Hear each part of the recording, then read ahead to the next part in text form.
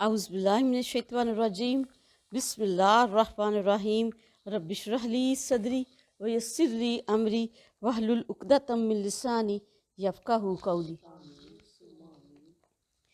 अल्लाह के रसूल सल्लल्लाहु अलैहि वसल्लम ने फरमाया, जो शख्स इल्म दीन हासिल करने के लिए किसी रास्ते पर निकला तो अल्लाह उसके लिए जन्नत का रास्ता आसान फरमा देगा।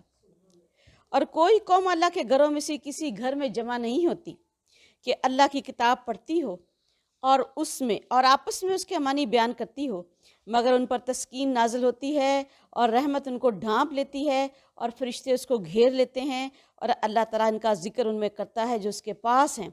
और जिसका अमल उसे पीछे कर दे उसका नसब उसे आगे नहीं बढ़ा सकता। पारा नंबर 24 आज शुरू करेंगे। अल्लाह पाक की रहमत से सूरह ज़ुमर पढ़ रहे थे। फमन अज़लमु मिम्मन कज़ब अलल्लाहि व कज़्ज़ब सिद्क़ि इज़ जाअहु अलैसा फ़ी जहन्नम मस्वल लिल काफ़िरीन। चनाचे उस शख्स से बड़ा जालिम कौन होगा जिसने अल्लाह ताला पर झूठ बांधा और सच्चाई को जुटला दिया जब वो उसके सामने आई। क्या ऐसे काफिरों का ठिकाना जहन्नम में ना होगा?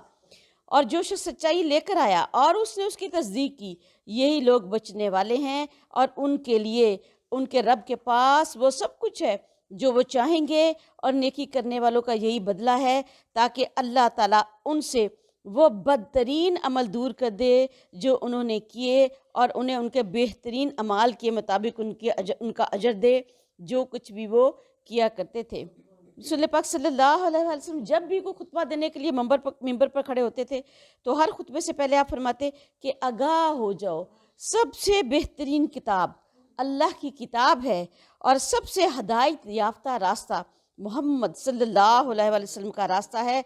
और सबसे बेहतरीन काम, सबसे बदतरीन काम वो हैं जो दीन में खुद से जारी कर दिए जाएं।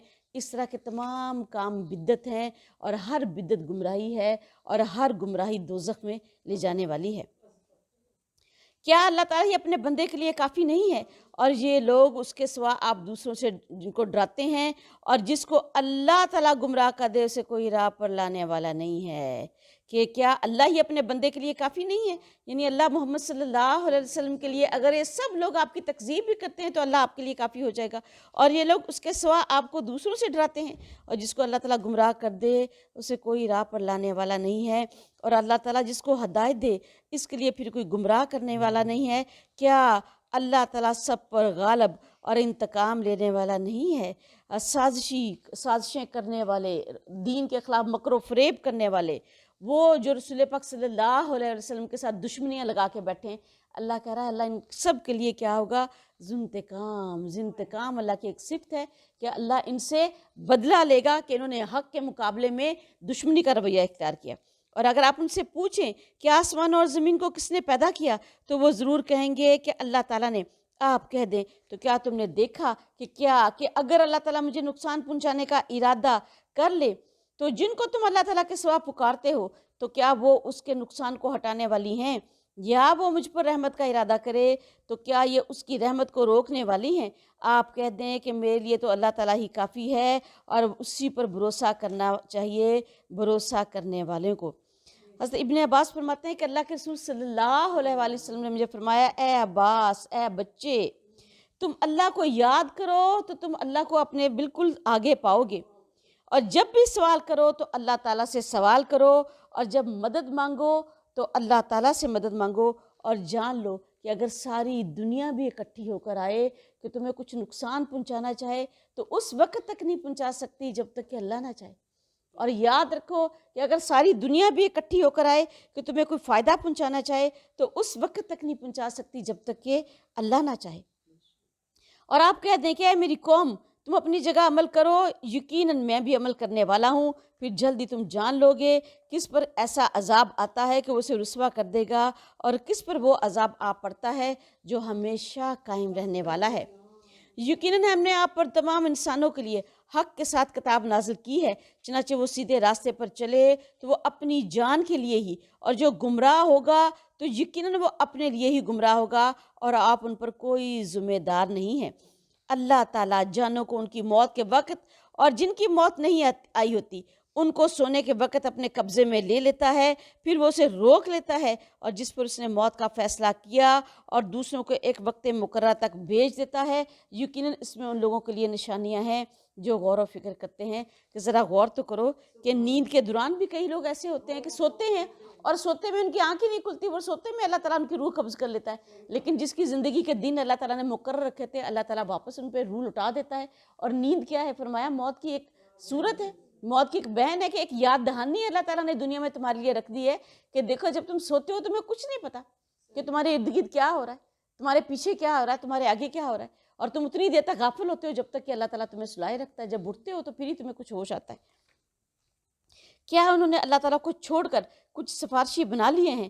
آپ کہہ دیں کہ کیا بھلا اگرچہ وہ نہ ملکیت رکھتے ہوں اور نہ ہی وہ کچھ عقل رکھتے ہوں، آپ کہہ دیں کہ ساری سفارش کہ سفارش ساری کی ساری اللہ تعالیٰ ہی کے اختیار میں ہے، اور آسمانوں اور زمین کی بادشاہت بھی اسی کے لیے ہے، پھر اسی کی طرف تم لوٹائے جاؤ گے۔ اور جب اکیلے اللہ کا ذکر کیا جاتا ہے تو ان کے دل کڑنے لگتے ہیں، اور جو آخرت پر ایمان نہیں رکھتے، اور جب اس کے ساتھ دوسروں کا ذکر کیا جاتا ہے تب وہ خوش و خرم ہو جاتے ہیں۔ یعنی ایک اللہ پر وہ قناعت نہیں کر سکتے، لا الہ الا اللہ ان کو نہیں چاہیے، بلکہ کئی بے شمار بت بنا رکھے تھے۔ کوئی صحت کا تھا، کوئی بیماری سے بچانے کے لیے تھا، کوئی رزق کا تھا، کوئی اولاد کا تھا، کوئی تجارت کا تھا۔ آپ کہہ دیں کہ اے اللہ، آسمانوں اور زمین کے پیدا کرنے والے، غائب اور حاضر کے جاننے والے، تو اپنے بندوں کے درمیان اس چیز کا فیصلہ کرے گا جس میں وہ اختلاف کرتے تھے، اور اگر واقعی ان کے پاس جنہوں نے ظلم کیا وہ سب کچھ ہو جو زمین میں ہے، اور اس کے ساتھ اس کی مانند اور بھی ہو، تو وہ قیامت کے دن کے برے عذاب سے بچنے کے لیے ضرور اسے فدیے میں دے دیں، تو اللہ تعالیٰ کی جناب سے ان پر وہ عذاب ظاہر ہو جائے گا جس کا وہ گمان بھی نہیں رکھتے تھے۔ یعنی کہ جو کچھ ہے وہ بھی، اور اس کے علاوہ زمین اس کے برابر اور بھی سب کچھ دے دیں گے، تب بھی اللہ کے عذاب سے بچ نہیں سکیں گے۔ یہ کن کے بارے میں کہا گیا؟ یہ آیت ریاکاری کرنے والوں کے لیے اتاری گئی۔ اللہ استغفر اللہ ربی من کل ذنب متوب الیہ۔ اور حضرت اکرمہ کہتے ہیں کہ اللہ کی کتاب میں یہ آیت ہے جس سے میں بہت زیادہ ڈرتا ہوں کہ مجھے کہ کچھ پتہ نہیں ہے کہ میں اپنے بارے میں کیا سوچوں، اور میرے سامنے آخرت میں کیا آ جائے، کہ ہم اپنے بارے میں کئی دفعہ یہ گمان کر لیتے ہیں کہ سب کچھ اچھا ہے، سب کچھ ٹھیک ہے، لیکن پتہ نہیں کہاں سے اس میں ہمارے درمیان میں ریاکاری آ جائے، یا کہاں سے کوئی دکھاوا اور نمائش آ جائے۔ تو اللہ تعالیٰ نے کیا کہا کہ اللہ تعالیٰ کی جناب سے ان پر وہ ظاہر ہو جائے گا جس کا وہ گمان بھی نہیں رکھتے تھے، اور جو اعمال انہوں نے کمائے ہیں ان کی برائیاں ان کے لیے ظاہر کر دی جائیں گی، اور وہ انہیں گھیر لے گا جس کا وہ مذاق اڑایا کرتے تھے۔ پھر جب انسان کو کوئی مصیبت پہنچتی ہے تو وہ ہمیں پکارتا ہے، پھر جب ہم اسے اپنی طرف سے کوئی نعمت دیتے ہیں تو وہ کہتا ہے کہ مجھے صرف علم کی بنا پر ہی یہ دیا گیا ہے، بلکہ وہ تو انہیں بس آزمائش کے طور پر ہی دی گئی تھی، لیکن ان میں سے اکثر لوگ نہیں جانتے۔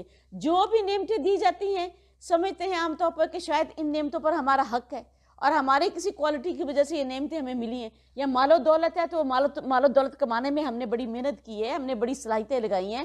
تو اللہ تعالیٰ کہتا ہے ایسا کچھ بھی نہیں ہے، بلکہ یہ نعمتیں تو صرف اور صرف انہیں آزمائش کے طور پر دی گئی تھیں۔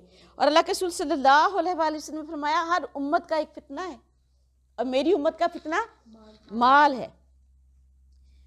اور اللہ کے رسول صلی اللہ علیہ وآلہ وسلم نے فرمایا انسان کی آزمائش اس کے خاندان میں، اس کی اولاد میں، اور اس کے پڑوسیوں میں، اس کے احباب میں ہوتی رہتی ہے، اور نماز اور صدقہ اور اچھی باتوں کے لیے لوگوں کو حکم دینا، اور بری باتوں سے لوگوں کو روکنے سے منع کرنا، بری باتوں سے منع کرنا اس فتنے کا کفارہ بن جاتا ہے۔ اللہ ہمیں توفیق عطا فرمائے کہ ہم صدقہ دیں، اچھی باتوں کے لیے امر بالمعروف نہی المنکر میں لگیں۔ بلا شبہ ان سے پہلے لوگوں نے بھی یہ بات کہی تھی، چنانچہ جو کچھ وہ کماتے تھے وہ ان کے کسی بھی کام نہ آیا تو ان پر وبال آ پڑا، جو کچھ انہوں نے کمایا، اور ان میں سے بھی جنہوں نے ظلم کیا جلدی ان پر بھی ان کے اعمال کا وبال آ پڑے گا، اور وہ عاجز کر دینے والے نہیں ہیں۔ کیا بھلا انہیں معلوم نہیں کہ یقیناً اللہ تعالیٰ جس کا چاہتا ہے رزق کشادہ کر دیتا ہے، اور وہ تنگ بھی کر دیتا ہے۔ یقیناً اس میں نشانیاں ہیں ان لوگوں کے لیے جو ایمان لاتے ہیں۔ آپ کہہ دیں اے میرے بندو، جنہوں نے اپنی جانوں پر زیادتی کی ہے اللہ تعالیٰ کی رحمت سے مایوس نہ ہو جاؤ، یقیناً اللہ تعالیٰ سب کے سب گناہوں کو بخش دیتا ہے، اور یقیناً وہی بڑا بخشنے والا، نہایت رحم کرنے والا ہے۔ امام شوکانی کہتے ہیں کہ اللہ کے قرآن پاک میں یہ آیت سب سے زیادہ امید دلانے والی آیت ہے، کہ جس میں اللہ تعالیٰ نے گناہ گار بندوں کو بھی اپنے بندے کہہ کر مخاطب کیا ہے کہ اے میرے بندو جنہوں نے اپنی جانوں پر زیادتی کی ہے، کہ اللہ کی رحمت سے مایوس نہ ہو جانا، یقیناً اللہ تعالیٰ سب کے سب گناہوں کو بخش دیتا ہے، اور بلا شبہ وہی بہت بڑا بخشنے والا اور نہایت رحم کرنے والا ہے۔ اگلی آیت میں یہ ہے کہ وہ بخشش ہوگی کیسے، اور اپنے رب کی طرف پلٹ آؤ اور اس کے مطیع فرما بردار بن جاؤ، اس سے پہلے کہ تم پر عذاب آ جائے، پھر تمہاری مدد نہیں کی جائے گی۔ یعنی جو گناہ ہو گئے ہیں تو اپنے رب کی طرف پلٹنے میں جلدی کرو اور اس کے مطیع فرما بردار ہو جاؤ، یعنی شریعت پر کامل طریقے کے ساتھ عمل کرنا شروع کر دو، اور نیکیوں میں بھاگ دوڑ میں نیکیوں میں تیزی کرو، اس سے پہلے کہ تم پر عذاب آ جائے، اور وہ عذاب کیا ہے؟ موت کا عذاب آ جائے، اور پھر تو تمہاری کوئی مدد نہیں کی جائے گی۔ یعنی جب حجت تمام ہو گئی، جب موت تک تم پہنچ گئے اور ادھر سے پردہ ہو گیا اور عالم الغیب تم سے ختم ہو گیا اور تم اگلے جہان نظروں کے سامنے آئے گا، تو بس پھر توبہ بھی ختم۔ اور اللہ کے رسول صلی اللہ علیہ وسلم نے فرمایا اللہ تعالیٰ کی کتنی رحمتیں ہیں؟ 100 رحمتیں ہیں، جن میں سے اللہ نے صرف ایک رحمت زمین پر اتاری، اور فرمایا جب اللہ تعالیٰ نے اپنی مخلوق کو پیدا کیا تو اللہ تعالیٰ نے کائنات کو جب پیدا کیا تو اللہ تعالیٰ نے کیا لکھا کہ میری رحمت میرے غضب پر غالب ہوگی، حاوی ہوگی۔ اور پیروی کرو سب سے اچھی بات کی جو تمہاری طرف تمہارے رب کی طرف سے نازل کی گئی ہے، اس سے پہلے کہ اچانک تم پر عذاب آ جائے اور تم سمجھتے ہی نہ ہو۔ یہ کون سی سب سے اچھی بات ہے جو اللہ کی طرف سے نازل کی گئی ہے؟ قرآن پاک، یعنی اس کی پیروی کرو کہ تمہاری طرف قرآن کو اللہ تعالیٰ نے نازل کر دیا ہے، اور رسول پاک صلی اللہ علیہ وسلم کو مجسم قرآن بنایا ہے، تو اس کے حلال کو حلال بناؤ اور اس کے حرام کو حرام سمجھ لو۔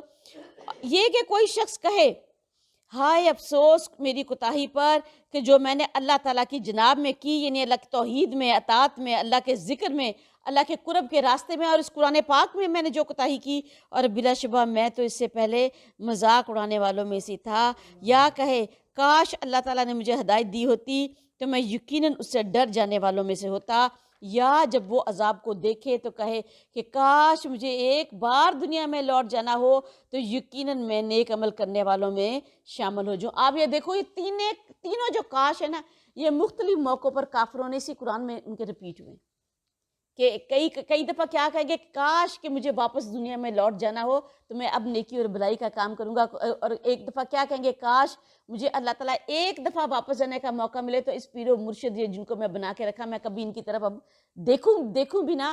اور ایک جگہ پہ کیا کہتے ہیں کہ کاش کہ مجھے اللہ تعالیٰ ایک دفعہ واپس لے جائے تو میں کبھی اپنے ان دوستوں کو دوست نہ بناؤں بلکہ اللہ کے رسول صلی اللہ علیہ وسلم کے طریقے کو اختیار کروں۔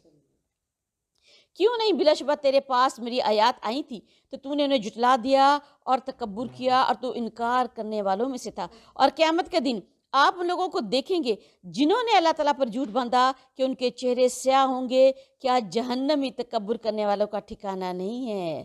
اور کیسے سیاہ ہوں گے؟ فرمایا رات کی سیاہیوں کے ٹکڑوں کی طرح ان کے چہرے سیاہ ہو جائیں گے۔ اور اللہ کے رسول صلی اللہ علیہ وسلم نے فرمایا سب سے پہلا گروہ جو جنت میں داخل ہوگا 14ویں کے چاند کی طرح ان کے چہرے روشن ہوں گے، جو دوسرا گروہ داخل ہوگا تو ان کے چہرے ستاروں کی طرح مانند روشن ہوں گے، اسی طرح بترتیب اعمال کے لحاظ سے، اور جو جہنم میں داخل ہوں گے استغفر اللہ ان کے چہرے ایسے سیاہ ہوں گے جیسے سیاہ رات میں سیاہ ٹکڑے کہ بالکل بھی دکھائی نہیں دے رہے ہوں گے۔ اور اسی لیے کہا کہ ان کو اندھا اٹھایا جائے گا اور اندھا ہی ان کو جہنم میں پھینک دیا جائے گا، کیونکہ ہر طرف اندھیرا ہوگا۔ اور جن لوگوں نے تقوی اختیار کیا ان کی کامیابی کی وجہ سے اللہ تعالیٰ انہیں نجات دے گا، نہ انہیں کوئی تکلیف چھوئے گی، نہ ہی وہ غمگین ہوں گے۔ اور اللہ تعالیٰ ہر چیز کا خالق ہے اور وہی ہر چیز پر نگہبان ہے، اور آسمان اور زمین کی کنجیاں اسی کے پاس ہیں، اور جن لوگوں نے اللہ تعالیٰ کی آیات کا انکار کیا وہی خسارہ پانے والے ہیں۔ اور آپ کہہ دیں کہ اے جاہلو، کیا تم مجھے حکم دیتے ہو کہ میں غیر اللہ کی عبادت کروں، اور آپ کی طرف سے اور آپ سے پہلے لوگوں کی طرف وحی کی گئی کہ اگر آپ نے شرک کیا تو ضرور آپ کا عمل ضائع ہو جائے گا، اور آپ ضرور خسارہ اٹھانے والوں میں سے ہو جائیں گے، بلکہ آپ اللہ تعالیٰ کی عبادت کریں اور شکر گزاروں میں سے ہو جائیں۔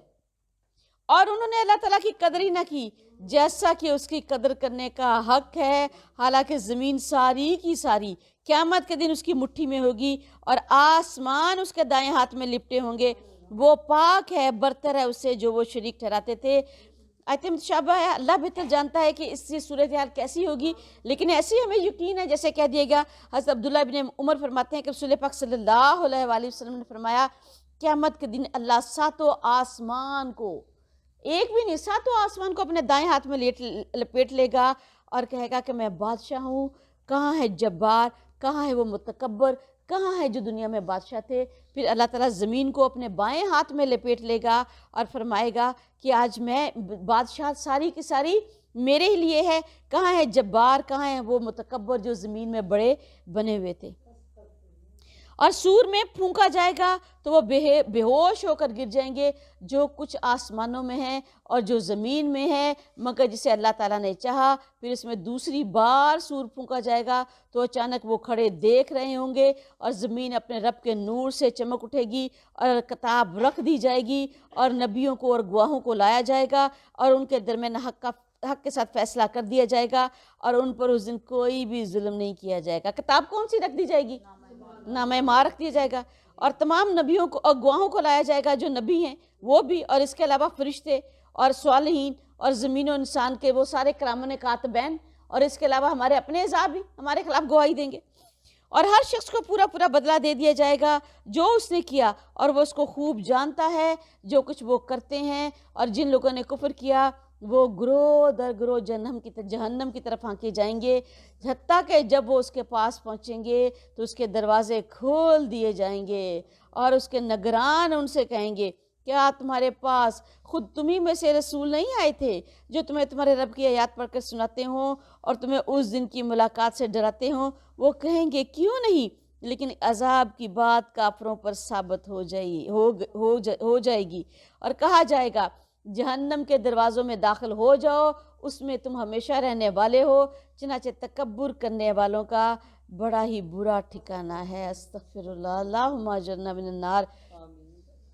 جہنم کے دروازے کھولے جائیں گے، گروہ دو گروہ ان کو ہانکا جائے گا، یعنی اعمال کے لحاظ سے جو بدترین ہوں گے، جو شیطان کے سب سے بڑے پیروکار ہوں گے، سب سے پہلے جہنم کے سب سے نچلے گڑھے میں داخل ہوں گے۔ اور فرمایا اللہ کے رسول صلی اللہ علیہ وسلم نے جہنم پر 19 فرشتے معمور ہوں گے، اور ان کے نگران کا سردار کا نام کیا ہے جو جہنم کے فرشتوں کے مالک ان کا نام ہوگا۔ اور جب جوں کوئی گروہ داخل ہوئے گا وہ ہائے یا ویلتی، وہ اپنی بدبختی کو سر پیٹیں گے تو وہ فرشتے ان کو مخاطب کر کے کیا کہیں گے کہ کیا تمہارے درمیان کوئی رسول نہیں آیا تھا جو تمہیں حق کی بات پہنچاتا؟ تو وہ خود اپنے گناہوں کا اعتراف کریں گے اور کہیں گے کہ بلا شبہ ایسا ہی تھا، اور پھر کہا جائے گا کہ تکبر کرنے والوں کا بہت ہی برا ٹھکانہ کیا ہے، جہنم میں داخل ہو جاؤ۔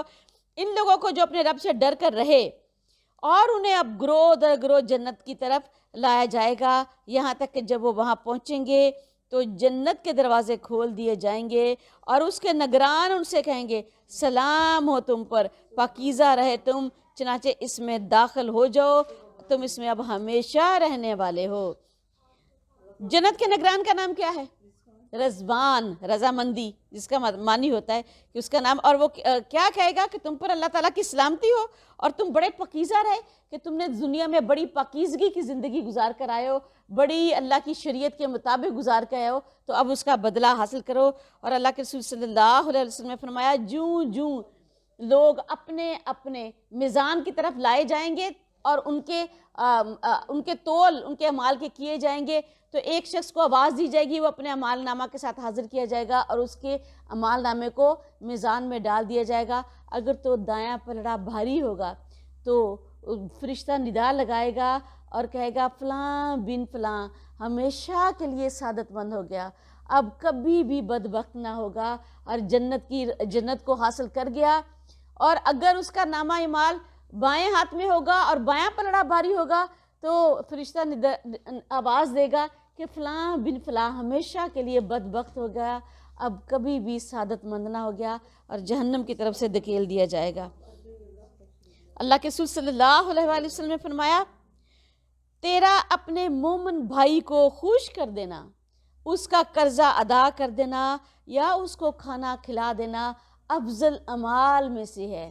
یعنی جنت میں لے جانے والے اعمال کیا ہیں کہ اپنے بھائیوں کو، اپنے بھائیوں سے مراد دینی بھائی، یعنی جتنے بھی لوگ ہیں یہ سب ہم حضرت آدم علیہ السلام کی اولاد ہے، کہ ہر وقت ان کی رضا میں لگے رکھنا، انہیں خوش کرنے میں لگے رہنا۔ جس کو کھانا کھلانا پڑے اس کو کھانا کھلا دیا، کسی کا قرض کا معاملہ آ گیا، کوئی قرض میں پھنس گیا اس کو قرض ادا کر دینا، کسی کا کوئی مسکین ہے اس کی ضرورت کو پوری کر دینا، یعنی اپنے مومن بھائی کو خوش کر دینا، اس کا قرض ادا کر دینا یا اس کو کھانا کھلا دینا افضل اعمال میں سے ہے۔ اللہ تعالیٰ ہمیں یہ افضل اعمال کرنے کی توفیق عطا فرمائے۔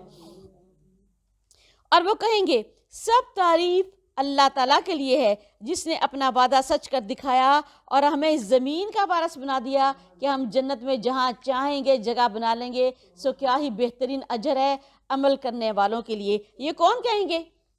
جنتی کہیں گے۔ جب جنتی داخل ہوں گے تو جنتی کہیں گے الحمدللہ رب العالمین، اور اللہ تعالیٰ کا شکر ادا کریں گے، سو کیا ہی بہترین اجر ہے عمل کرنے والوں کے لیے۔ اور آپ فرشتوں کو دیکھیں گے کہ عرش کے گرد حلقہ بنائے اپنے رب کی حمد کے ساتھ تسبیح کر رہے ہیں، اور لوگوں کے درمیان حق کے ساتھ فیصلہ کر دیا جائے گا اور کہا جائے گا تمام تعریف اللہ تعالیٰ ہی کے لیے ہے جو رب ہے سارے جہانوں کا۔ سبحان اللہ و بحمدہ سبحان اللہ العظیم۔ اور فرشتے بھی ہر وقت کیا کرتے ہیں؟ حلقہ باندھ کر، جیسے ہم کئی دفعہ اکٹھے بیٹھ کر بھی اللہ کا ذکر کرتے ہیں اور بعض جماعت بھی اللہ کا ذکر کرتے ہیں، نماز بھی پڑھتے ہیں، ایسے ہی کئی دفعہ جو فرشتے ہیں وہ بھی عرش کے گرد حلقہ باندھے ہوئے ہر وقت اللہ کی حمد اور تسبیح کے ساتھ تسبیح کر رہے ہوتے ہیں۔ اور امام ابن قیم نے کہا اللہ کا ذکر جس مشکل پر کیا جائے وہ آسان ہو جاتی ہے، جس مشقت پر کیا جائے وہ ہلکی ہو جاتی ہے، اور جس غم پر بھی کیا جائے وہ چھٹ جاتا ہے۔ اللہ تعالیٰ ہمیں اپنا ذکر کرنے والا بنائے، آمین۔ الحمدللہ سورہ زمر مکمل ہوئی، سورہ مومن پڑھیں گے۔ اور اللہ کے رسول صلی اللہ علیہ وسلم نے فرمایا مومن کا آئینہ ہوتا ہے، اور مومن کا بھائی ہے، وہ اس کے نقصان کو روکتا ہے اور اس کے پیٹھ پیچھے اس کی حفاظت کرتا ہے، یعنی اس کے پیٹھ پیچھے اس کی عزت کی، اس کے مال کی، اس کی آبرو کی حفاظت کرتا ہے۔ ایسا نہیں ہے کہ منہ پر اس کی خوشامد کی یا اس کے ساتھ اچھا رہے اور پیٹھ پیچھے کیا کیا، اس کی کوئی چغلی کر دی، غیبت کر دی، اس کی کوئی برائی کر دی۔ فرمایا مومن کا آئینہ ہے اور مومن کا بھائی ہے، اور اس کے پیٹھ پیچھے وہ اس کے نقصان کو روکتا ہے، اس کے پیٹھ پیچھے اس کی حفاظت کرتا ہے۔ اللہ تعالیٰ ہمیں ایسا ہی مومن بنائے۔ بسم اللہ الرحمن الرحیم۔ حامیم تنزیل الکتاب من اللہ العزیز الحکیم۔ حامیم حروف مقاطعات ہے۔ اس کتاب کا نازل کرنا اللہ تعالیٰ کی جناب سے ہے جو سب پر غالب ہے، ہر چیز کو خوب جاننے والا ہے، گناہ کو بخشنے والا ہے اور توبہ قبول کرنے والا ہے، اور بہت سخت سزا دینے والا بھی ہے اور بڑے فضل والا بھی ہے، اور اس کے سوا کوئی معبود نہیں، اسی کی طرف تمہیں لوٹ کر جانا ہے۔ اندازہ کرے گناہ بخشنے والا ہے، یعنی گناہ کیسے؟ بعض اوقات ہم ایسے کوئی گناہ کرتے ہیں ہمیں پتہ بھی نہیں چلتا، اور اللہ کے رسول صلی اللہ علیہ وسلم نے فرمایا مومن کو کانٹا بھی چبھتا ہے تو اس کے بدلے میں اللہ تعالیٰ اس کا ایک گناہ معاف فرما دیتا ہے، اور توبہ قبول کرنے والا ہے، یعنی کچھ گناہ ایسے بھی کرتے ہیں کہ ہمیں اس پر آشکار ہوتا ہے کہ ہم نے یہ گناہ کیا یا ہم سے یہ غلطی ہو گئی ہے، تو وہ اس پر توبہ استغفار کرتا ہے تو اللہ تعالیٰ اس کی توبہ استغفار کو قبول کرتا ہے اور اس کے گناہوں کو معاف کر دیتا ہے۔ اور یہ کہ اللہ تعالیٰ بہت سخت سزا دینے والا بھی ہے، یعنی کہ سخت سزائیں کیا؟ سرکشی پر، ایسا جو حق تلفیاں کرتا ہے، سرکشی کرتا ہے، ایمان اور اطاعت سے نکل جاتا ہے، اور بڑے فضل والا بھی ہے کہ اللہ تعالیٰ دنیا میں آنے والی جو تکلیفیں اس پر آتی ہیں، رنج آتا ہے، صدمات آتے ہیں، بیماریاں آتی ہیں، کوئی وہ صغیرہ یا کبیرہ گناہ کرتا ہے تو اللہ تعالیٰ اس کی نیکیوں کے بدلے میں کیا کرتا ہے؟ اس کے گناہوں کو دھو دیتا ہے، اور اس کے علاوہ یہ کہ اللہ تعالیٰ اپنے فضل سے پھر اس کو اور بھی زیادہ نیکیوں کی توفیق عطا فرماتا ہے، جیسے کہ اللہ نے کہا کہ نیکیاں کیا کرتی ہیں؟ برائیوں کو مٹا دیتی ہیں، لے جاتی ہیں، اور اس کے سوا کوئی معبود نہیں، اسی کی طرف تمہیں لوٹ کر جانا ہے۔ ایک دفعہ اللہ کے رسول صلی اللہ علیہ وسلم نے فرمایا جس شخص کے گھر کے بالکل سامنے ایک صاف اور اجلے پانی کی نہر بہتی ہو اور وہ اس میں 5 دفعہ دن میں غسل کرتا ہو تو کیا اس کے جسم پر کوئی میل کچیل کوئی کثافت باقی رہ جائے گی؟ صحابہ کرام نے کہا نہیں۔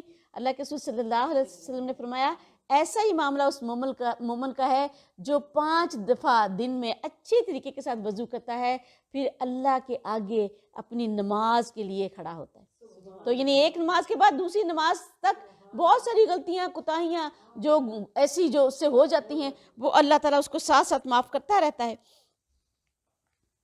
اور اللہ تعالیٰ کی یاد میں نہیں جھگڑے کرتے مگر صرف وہی لوگ جنہوں نے کفر کیا، تو ان کا شہروں میں چلنا پھرنا آپ کو دھوکے میں نہ ڈالے۔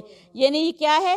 ایسے لوگ جو اللہ کی یاد میں شبہات پیدا کرتے ہیں، حق کو چھپاتے ہیں، اس میں بلا وجہ کے اعتراضات ڈھونڈتے ہیں، یعنی بدنیتی کے ساتھ الٹے سیدھے اعتراضات لے کر آتے ہیں۔ اور ایسا نہیں ہے کہ حق ان پر کھلا نہیں ہوتا، حق ان پر بالکل واضح ہوتا ہے، لیکن بدنیتی کے ساتھ وہ حق کو جھٹلاتے ہیں۔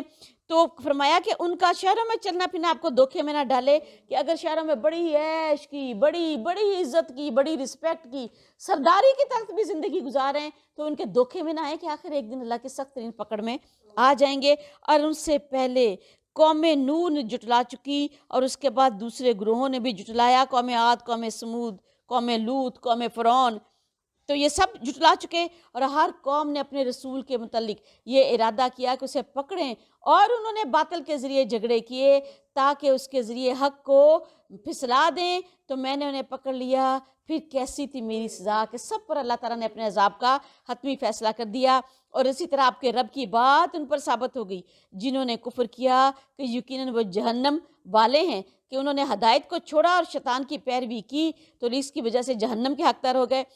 جو فرشتے عرش کو اٹھائے ہوئے ہیں اور جو اس کے ارد گرد ہیں، وہ اپنے رب کی حمد کے ساتھ تسبیح کرتے ہیں، اور وہ اس پر ایمان لاتے ہیں، اور وہ دعائے مغفرت کرتے ہیں ان لوگوں کے لیے جو ایمان لائے۔ اے میرے رب، تو نے ہر چیز کو رحمت اور علم سے گھیر رکھا ہے، چنانچہ ان لوگوں کو بخش دے جنہوں نے توبہ کی اور جنہوں نے تیرے راستے کی پیروی کی، اور انہیں دوزخ کے عذاب سے بچا لے۔ اور جو فرشتے جنہوں نے عرش کو اٹھایا ہوا ہے، رسول پاک صلی اللہ علیہ وآلہ وسلم نے فرمایا کہ یہ 8 فرشتے ہیں جو اللہ تعالیٰ کے عرش کو اٹھائے ہوئے ہیں، اللہ تعالیٰ کی حمد اور تسبیح میں ہر وقت لگے رہتے ہیں۔ اور ایک مقام پر آپ صلی اللہ علیہ وسلم نے فرمایا کہ ان کی تسبیح کیا ہے؟ لا حول ولا قوت الا باللہ، نہیں ہے کوئی قوت مگر اللہ ہی۔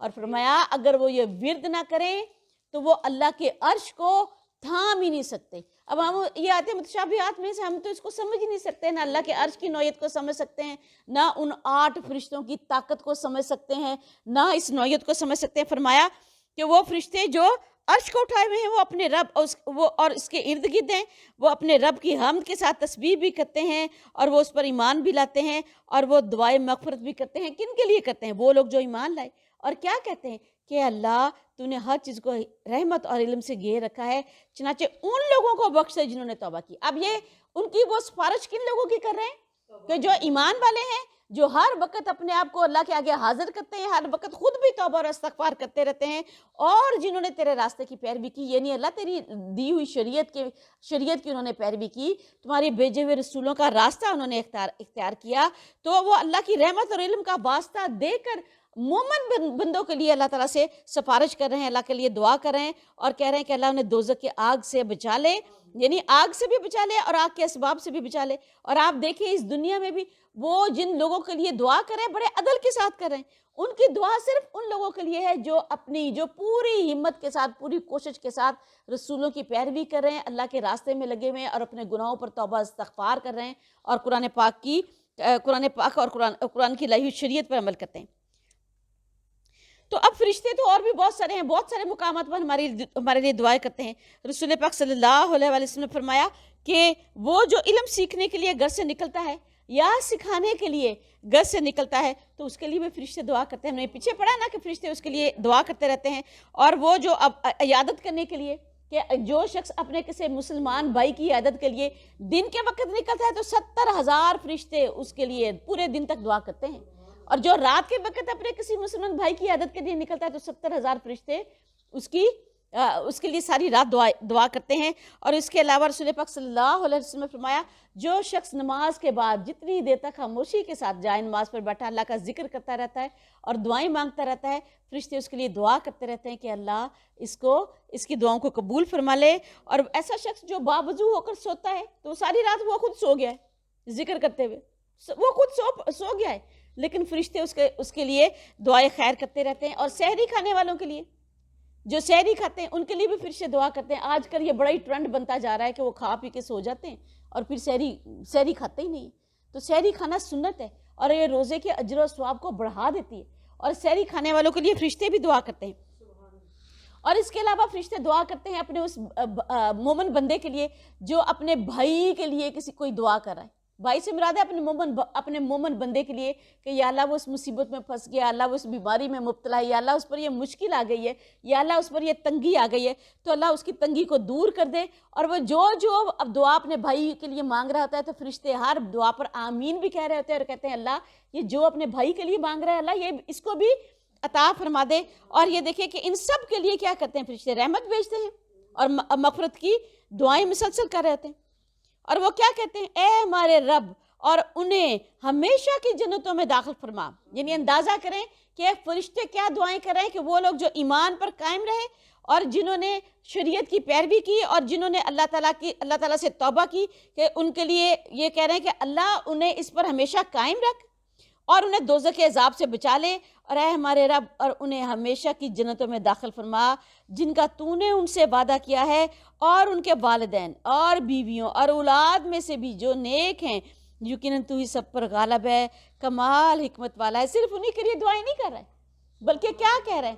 کہہ رہے اللہ ان کے والدین کو بھی نیکی بلائی خیر پر قائم رکھ اور ان کے والدین کو بھی جنت میں ان کے ساتھ جمع کر دے اور ان کی بیویوں کو بھی نیکی بلائی خیر کی توفیق عطا فرما اور اللہ ان کی اولادوں کو بھی یہی عطا فرما. آپ یہ دیکھیں ہم اللہ تعالیٰ سے یہی دعائیں کرتے ہیں نا، سب سے زیادہ بڑھ کر کس کے لیے دعا کرتے ہیں؟ اپنے والدین کے لیے، اپنی اولاد کے لیے. ہماری زندگی کا ساسا بس یہی ہے نا، اور پھر اس کے بعد اپنے زوج کے لیے.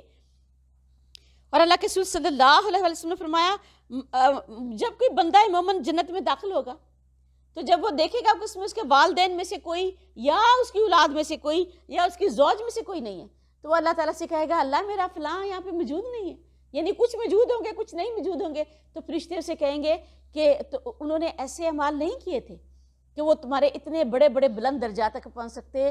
تو وہ کہے گا کہ اللہ میں نے تو اپنے اعمال جو بھی کیے وہ خود اپنے لیے بھی کیے تھے اور اپنے والدین کے لیے بھی، اپنی اولاد کے لیے بھی اور اپنے زوج کے لیے بھی کیے تھے. تو اللہ تعالیٰ فرشتوں کو کیا حکم دے گا کہ انہیں ان کے ساتھ ملا دو. یعنی ایسا نہیں ہوگا کہ کسی کو اوپر سے نیچے کیا جائے گا، نہیں، بلکہ جو جنت میں پہنچ گیا جس کا درجہ کم ہوگا کم درجے سے اٹھا کر اس کو اوپر والے بڑے درجے کے ساتھ ملا دیا جائے گا. چاہے اولاد بڑے درجے میں ہوگی تو والدین کو اٹھا کر ان کے ساتھ ملا دیا جائے گا، والدین بڑے درجے میں ہوگی تو اولاد کو اٹھا کر ان کے ساتھ ملا دیا جائے گا. اور ان کو برائیوں سے بچا لے، جس کو تو نے اس دن برائیوں سے بچا لیا تو یقیناً اس پر تو نے رحم کیا اور یہی بہت بڑی کامیابی ہے. یقیناً جن لوگوں نے کفر کیا انہیں پکار کر کہا جائے گا کہ اللہ تعالیٰ کا غصہ تم پر تمہارے اپنے اوپر غصے سے بھی بہت زیادہ ہے. جب تمہیں ایمان کی طرف بلایا جاتا تھا تو تم کفر کیا کرتے تھے. یعنی آج تمہیں جس قدر غصہ اپنے آپ پر آ رہا ہے نا، غصہ اپنے آپ پر کر رہے ہوں گے، اپنے ہاتھوں کو چبائیں گے، اپنے آپ کو لان تان کریں گے، ان پیر و مرشد کو لان تان کریں گے، وہ تمام لوگ جو انہیں جہنم میں لے جانے کی وجہ بنے تھے ان پر چیخیں گے، ان پر غصہ کریں گے، خود اپنے ہاتھوں کو بے بسی کے ساتھ کاٹ کھائیں گے. تو اللہ تعالیٰ کے فرشتے کیا کہیں گے کہ آج اتنا غصہ تمہیں اپنے آپ پر آ رہا ہے نا، تو اللہ تعالیٰ کو تو تم پر اس وقت اس سے بھی زیادہ غصہ آتا تھا جب تمہیں اللہ کی آیات کی طرف بلایا جاتا تھا اور تم اس کا انکار کر دیتے تھے. کہیں گے اے ہمارے رب تو نے ہمیں 2 دفعہ موت دی اور تو نے ہمیں 2 دفعہ زندگی دی، سو ہم نے اپنے گناہوں کا اعتراف کر لیا، کیا اب یہاں سے نکلنے کا کوئی راستہ ہے؟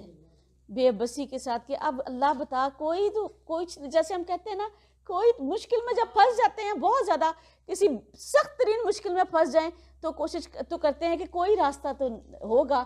تو کہیں گے کہ اللہ کوئی راستہ تو ہے، کوئی راستہ ہی ہے. یہ حال اس لیے ہے کہ یقیناً جب اکیلے اللہ کی طرف تمہیں بلایا جاتا تھا تو اس وقت تم کفر کرتے تھے، اور اگر دوسروں کو شریک کیا جاتا تھا تو تم اس دین کو، اس بات کو مان جاتے تھے۔ چنانچہ فیصلہ اللہ تعالیٰ کے اختیار میں ہے، جو بہت بلند ہے، بہت ہی سب سے بڑا ہے، اور وہی ہے جو تمہیں اپنی نشانیاں دکھاتا ہے، اور جو آسمان سے تمہارے لیے رزق اتارتا ہے اور نصیحت قبول نہیں کرتا مگر جو بہت رجوع کرنے والا ہے، یعنی ہر وقت منیب، یعنی اللہ کی طرف جھکا رہتا ہے، اللہ کی طرف اس کا رجوع ہوتا ہے، توبہ استغفار کرتا ہے اطاعت کے ساتھ۔ اپنا اس کا رجوع کیسے ہوتا ہے؟ اطاعت کے ساتھ، کہ اللہ کے احکامات کی اطاعت کرتا ہے اور اطاعت کرنے کے باوجود توبہ استغفار میں لگا رہتا ہے۔ چنانچہ اللہ تعالیٰ کو پکارو کہ دین کو اسی کے لیے خالص کرنے والے ہو، اگرچہ کافروں کو کتنا ہی برا لگے، کتنا ہی کافروں کو برا لگے، دین کو خالص اسی کے لیے پکارو، یعنی اس میں کوئی ملاوٹ نہ ہو، نہ کوئی فرقہ بازی ہو، نہ اس کے اندر کوئی تفرقہ ہو، بلکہ نہ اس میں کوئی بناوٹ ہو، بلکہ نہ اس میں اپنی کوئی ریاکاری ہو اور نہ اپنی کوئی بڑائی ہو۔ خالص کا خالص دین، صرف اور صرف اپنے ہر عمل کو اللہ کے لیے خالص کرو، تبھی وہ قبول ہوگا، اس کے علاوہ اس کی قبولیت کا کوئی چانس نہیں۔ وہ بلند درجوں والا ہے، عرش کا مالک ہے، وہ اپنے بندوں میں سے جس پر چاہتا ہے اپنے حکم سے وہی نازل کر دیتا ہے، تاکہ وہ ملاقات کے دن سے ڈرائے، جس دن سب لوگ صاف ظاہر ہو جائیں گے، اللہ تعالیٰ سے ان کی کوئی بھی چیز پوشیدہ نہ ہوگی۔ آج بادشاہت کس کے لیے ہے؟ اللہ تعالیٰ کے لیے ہے، جو ایک ہے، بڑا دبدبے والا ہے، واحد ہے اور قہار ہے۔ یہ تب کا ہوگا جب سور پھونک دیا جائے گا، آخری سور، اور ہر چیز پر موت طاری ہو جائے گی، اللہ رب العزت کے سوا کوئی بھی حیات نہ ہوگی۔ کتنا عرصہ ہوگا واللہ عالم۔ اور آج ہر شخص کو بدلہ دیا جائے گا جو کچھ اس نے کمایا تھا، آج کوئی ظلم نہیں، یقیناً اللہ تعالیٰ بہت جلد حساب لینے والا ہے۔ اللہ کے رسول صلی اللہ علیہ وسلم کی ایک طویل حدیث قدسی ہے جس میں اللہ تعالیٰ نے ایک ٹوٹا اس کا یہ ہے کہ اے میرے بندو، اللہ اپنے بندوں سے فرماتا ہے کہ اے میرے بندو، یہ تمہارے ہی اعمال ہیں جنہیں میں تمہاری طرف لوٹا رہا ہوں، پھر جو تم اس میں بہتر پائے تو وہ اللہ کا شکر ادا کرے، اور وہ جو اسے بہتر نہ پائے تو وہ اپنے آپ ہی کو ملامت کرے۔ بلا شبہ اللہ اپنے بندوں پر کوئی ظلم نہیں کرتا، اللہ، اور تم بندہ خود ہی اپنے اوپر ظلم کرتا ہے، اور اللہ تو بڑا ہی غفور ہے اور بڑا ہی رحم۔ اللہ تو بہت سارے ایسے گناہوں کو اللہ معاف کر دیتا ہے جن کا ہمیں پتہ بھی نہیں چلتا، وہ ہمارے ساتھ ساتھ معاف ہو رہے ہوتے ہیں، اور انہیں قریب آنے والی قیامت کے دن سے ڈرائیں جب دل حلق کے پاس غم سے بھرے ہوئے ہوں گے، اور ظالموں کا اس دن نہ کوئی جگری دوست ہوگا اور نہ کوئی سفارشی ہوگا جس کی بات مانی جائے، یعنی خوف سے، دہشت سے، اضطراب سے، بے چینی سے، کہ دل جیسے کہتے ہیں نا حلق میں آ گیا، بالکل اس طریقے کی کیفیت ہوگی اس دن، جس دن حشر کا دن ہوگا۔ اور اللہ تعالیٰ خیانت کرنے والی آنکھوں کو جانتا ہے، اور اس سے بھی جو سینے چھپاتے ہیں، یعنی خیانت کرنے والی آنکھیں، کہ جو بھی خیانت آنکھوں کے ذریعے کی جاتی ہے اللہ اس کو بھی جانتا ہے، اور جو خیانت دل کے ذریعے کی جاتی ہے اس کو بھی جانتا ہے، یعنی اللہ تعالیٰ نے ہر عضو دیا، اور ہر عضو کا اللہ تعالیٰ نے ایک کام ٹھہرا دیا، اور جو بھی خیانت کر کے لے کر آئے گا تو وہ اللہ کے ہاں اس کو پائے گا۔ اور اسی لیے اللہ کے رسول صلی اللہ علیہ وسلم نے فرمایا، نظر ابلیس کے زہر میں بجھے ہوئے تیروں میں سے ایک تیر ہے۔ کیوں؟ ہلاک کر دیتی ہے اور انسان کو خیانت کار کر دیتی ہے، کیونکہ یہ پہلا ساری برائی یہیں سے شروع ہوتی ہے، اور بے حیائی کا آغاز ہی آنکھ سے ہوتا ہے۔ اور اللہ تعالیٰ حق کے ساتھ فیصلہ کرتا ہے، اور جنہیں وہ اللہ تعالیٰ کے سوا پکارتے ہیں وہ کسی چیز کا فیصلہ نہیں کرتے۔ یقیناً اللہ تعالیٰ سب کچھ سننے والا، سب کچھ دیکھنے والا ہے۔ کیا بھلا وہ زمین میں چلے پھرے نہیں، پھر وہ دیکھتے ان لوگوں کا کیسا انجام ہوا جو ان سے پہلے تھے، اور وہ تو ان سے بہت ہی زیادہ طاقتور تھے، اور زمین میں یادگاروں کے اعتبار سے بھی بڑے زبردست تھے۔ پھر اللہ تعالیٰ نے انہیں ان کے گناہوں کی وجہ سے پکڑ لیا، تو انہیں اللہ تعالیٰ کی پکڑ سے بچانے والا کوئی بھی نہ تھا۔ پہلی قوموں کا انجام تو ذرا دیکھ کر آؤ کہ تم ان کے مقابلے میں تو کچھ بھی نہیں ہو، یہ قریش کو سنایا جا رہا ہے۔ اور اس کی وجہ یہ ہے کہ ان کے پاس ان کے رسول واضح دلائل لائے تھے تو انہوں نے کفر کیا، چنانچہ اللہ تعالیٰ نے انہیں پکڑ لیا۔ یقیناً وہ بڑی قوت والا، سخت سزا دینے والا ہے۔ اور یقیناً ہم نے موسیٰ کو اپنی نشانیوں اور کھلی دلائل کے ساتھ بھیجا، اور فرعون اور حامان اور قارون کی طرف، تو انہوں نے کہا کہ یہ تو جادوگر ہے، بڑا ہی جھوٹا ہے۔ اور پھر جب وہ ہماری طرف سے حق لے کر ان کے پاس آیا تو انہوں نے کہا کہ قتل کر دو ان لوگوں کے بیٹوں کو جو اس کے ساتھ ایمان لائے ہیں اور زندہ رہنے والے ہیں، اور ان کی عورتوں کو، اور نہیں تھی کوئی بھی خفیہ تدبیر مگر کافروں کی خفیہ تدبیر تو ناکام ہی ہونے والی ہے۔ قارون نسلاً تو اسرائیلی تھا، لیکن اس نے اپنی ہی قوم کو دبا کر فرعون کی حمایت حاصل کی تھی، اور ہر طریقے کے ساتھ بے شمار بے تحاشا مال اکٹھا کر رکھا تھا، اور یہ فرعون کا قریبی ساتھی بن گیا تھا۔ اور ایسا ہی دیکھیے رسول پاک صلی اللہ علیہ وسلم کے عہد میں ابو لہب کا مقام تھا کہ ابو لہب جو تھا وہ خانہ کعبہ کا وزیر خزانہ تھا۔ جو بھی بتوں پر چڑھاوے چڑھائے جاتے تھے نا، وہ سب کا نگران وہ ہوتا تھا، وہ سب اسی کے پاس جمع ہوتے تھے۔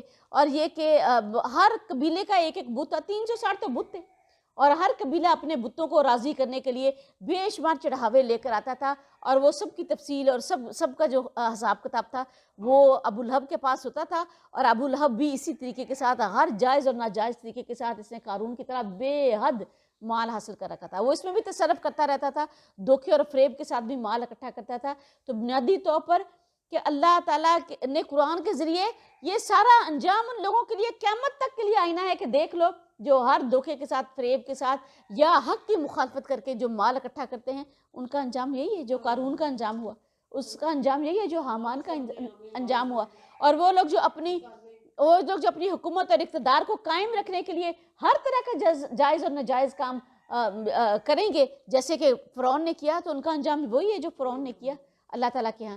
تو بنیادی طور پر تو یہ سارے جو ہمیں داستانیں سنائی جا رہی ہیں، وہ تو قیامت تک کے لیے کیا آئینہ ہے کہ آپ اس آئینے میں اپنی صورت دیکھ لو کہ اگر تمہارے اندر اس میں سے کوئی ایک خصلت بھی ہے تو اس کا انجام اپنے آنکھوں کے سامنے دیکھ لو کہ یہ اس کا انجام ہونے والا ہے۔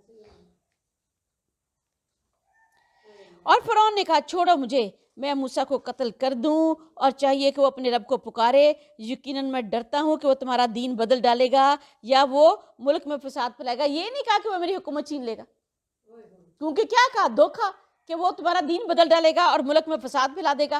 اور موسیٰ نے کہا یقیناً میں نے ہر متکبر سے اپنے اور تمہارے رب کی پناہ لی ہے جو بھی حساب کے دن پر ایمان نہیں رکھتا۔ اور آل فرعون میں سے ایک مومن شخص نے جو اپنا ایمان چھپاتا تھا کہا کیا تم ایک شخص کو صرف اس بات پر قتل کر دو گے کہ وہ کہتا ہے کہ اللہ تعالیٰ میرا رب ہے؟ اب یہ مومن جو کہ ایمان لا چکا تھا، اب اس نے اپنے ایمان کا اظہار ڈکے چھپے لفظوں میں ابھی بھی کیا، ابھی بھی کھل کر نہیں کیا۔ فرعون ایسا ظالم تھا، اور کہا جاتا ہے یہ وہی ہے جس نے موسیٰ علیہ السلام کو جب بھاگا آیا اور کہا کہ موسیٰ فوراً یہاں سے نکل جاؤ، یہ سب لوگ مل کر تمہارے کیا کر رہے ہیں کہ قتل کی سازش کر رہے ہیں، کہ وہ پہلے موسیٰ علیہ السلام کی عادات و خصال سے بے حد متاثر تھا۔ تو اس نے کیا کہا کہ تم ایک شخص کو صرف اس بنیاد پر قتل کر دو گے کہ وہ کیا کہتا ہے کہ لا الہ الا اللہ، کہ وہ کہتا ہے کہ اللہ تعالیٰ میرا رب ہے، حالانکہ یقیناً وہ تمہارے پاس تمہارے رب کی طرف سے، یہاں کہ تمہارے رب کی جناب سے واضح دلائل لے کر آیا ہے، یعنی معجزات جو حضرت موسیٰ علیہ السلام کو دے کر بھیجے گئے۔ اور اگر وہ جھوٹا ہے تو اس کا جھوٹ تو اسی پر ہوگا، اور اگر وہ سچا ہے تو اس میں سے تمہیں کچھ نہ کچھ پہنچے گا، یعنی یہ سارے عذاب تم پر کوئی نہ کوئی عذاب پہنچ جائے گا، اور جس کی وہ تمہیں دھمکی دیتا ہے۔ اور یقیناً اللہ تعالیٰ اس شخص کو ہدایت نہیں دیتا جو حد سے گزرنے والا ہو اور سخت جھوٹا ہو۔ اور یہ دیکھو یہ دونوں چیزیں فرعون کے اندر تھی، حد سے گزر چکا تھا اور سخت جھوٹا تھا، ظلم و زیادتی میں حد سے گزر چکا تھا، اور تمام معجزات کو دیکھا تھا، اس پر دل سے یقین بھی لے آیا تھا۔ اور اس کے تمام ساتھی جو بھی فرعون کے ساتھ کھڑے تھے وہ سب ان معجزات پر یقین لے آئے تھے، لیکن یہ اپنے اقتدار کے لیے ان کو قبول کرنے کے لیے راضی نہ تھے، اور حضرت موسیٰ علیہ السلام پر بھی یقین رکھتے تھے کہ سچا رسول ہے۔ آپ دیکھیں جب کوئی ان پر چھوٹا عذاب آتا تھا تاکہ یہ ان کو متنبہ ہوں تو کیا کہتے تھے؟ حضرت موسیٰ علیہ السلام کے پاس پہنچ جاتے تھے کہ اپنے اللہ سے دعا کرو کہ بس اس عذاب کو ہٹا دے تو ہم کیا کریں گے، ایمان لے آئیں گے، اور بعد میں پھر مکر جاتے تھے۔ اور اے میری قوم، آج تمہارے لیے بادشاہی ہے کہ تم زمین میں غالب ہو، سو اللہ تعالیٰ کے عذاب کے مقابلے میں ہماری مدد کون کرے گا؟ یعنی آج تو بڑا غالب ہو، لیکن اگر اللہ کا عذاب ہم پر آ گیا تو تم کیا کر سکتے ہو؟ اور اگر وہ ہم پر آ گیا تو فرعون نے کہا میں تمہیں وہی رائے دیتا ہوں جو میں رائے رکھتا ہوں، اور میں تمہاری بھلائی کے راستے کی طرف رہنمائی کرتا ہوں۔ یہ دیکھیں ہر فرعون کیا سمجھتا ہے کہ وہ بھلائی کے راستے پر ہے، اور وہ لوگوں کو بھی بھلائی کے راستے پر لے کے جا رہا ہے۔ ہر نفس جب نفس شیطان کے ہتھے چڑھتا ہے نا تو ایسے ہی دھوکہ دیتا ہے۔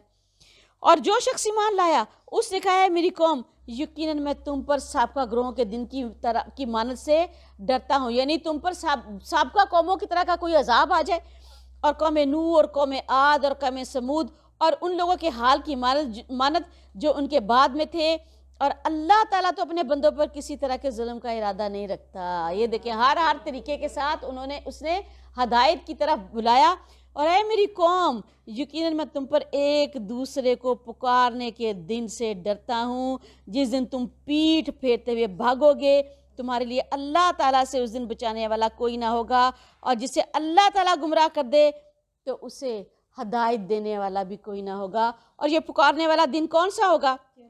قیامت کا دن، جس میں پکاریں گے، ہم پیچھے بھی پڑھ کے آئیں کہ وہ جو جنت کا جہنم کا جو دروغہ ہے مالک، اس کو پکاریں گے اور پکار کر کہیں گے کہ کیا ہم اپنے اللہ سے ہمیں کوئی رعایت لے دیں، تو مالک انہیں کہیں گے کیا تمہارے رسول تمہارے پاس نہیں آئے تھے جو تمہیں دین پہنچاتے اور تمہارے حق کی طرف کیا رہنمائی نہیں کی تھی؟ اور وہ کہیں گے کہ ہاں یہ ہماری رہنمائی تو کی تھی، تو ہم بھی ظالم ہیں۔ تو کیا کہیں گے؟ پھر تم خود ہی اللہ کو پکارو اور تمہاری پکار تو بالکل بیکار ہے، یعنی کوئی فائدہ نہیں اللہ تعالیٰ کو پکارنے کا۔ اور لوگ بھی ایک دوسرے کو پکاریں گے، باپ بیٹے کو پکارے گا کہ میرے بوجھ میں سے کچھ اٹھا لو، اور بیٹا باپ کو پکارے گا میرے بوجھ میں سے کچھ اٹھا لو، اور بھائی بھائی کو پکارے گا، اور یہ کہ اپنے پیروں فقیروں کو بھی پکاریں گے کہ آج کے دن ہم تمہارے پیچھے لگے ہوئے تھے تو ہماری کوئی شفاعت کر دو، کوئی بوجھ ہی ہم پر سے اٹھا لو۔ اور یہ کہ اصحاب جنت جو ہیں وہ ہم نے پیچھے پڑھا کہ وہ کہے گا کہ میں نے اپنے وہ دوست دیکھنا ہے جو مجھے یہ کہتا تھا کہ کوئی قیامت کا دن نہیں آئے گا، تو وہ جب اسے دیکھے گا تو وہ دوزخ کے بیچوں بیچ میں اس کو دیکھے گا۔ اور اس کے علاوہ دوزخ والے جنتیوں کو پکاریں گے اور کیا کہیں گے؟ کہیں گے کہ ہم پر ہمیں کچھ پانی ہی پلا دو، یا اس رزق میں سے ہمیں کچھ دے دو جو اللہ تعالیٰ نے تمہیں دیا ہے۔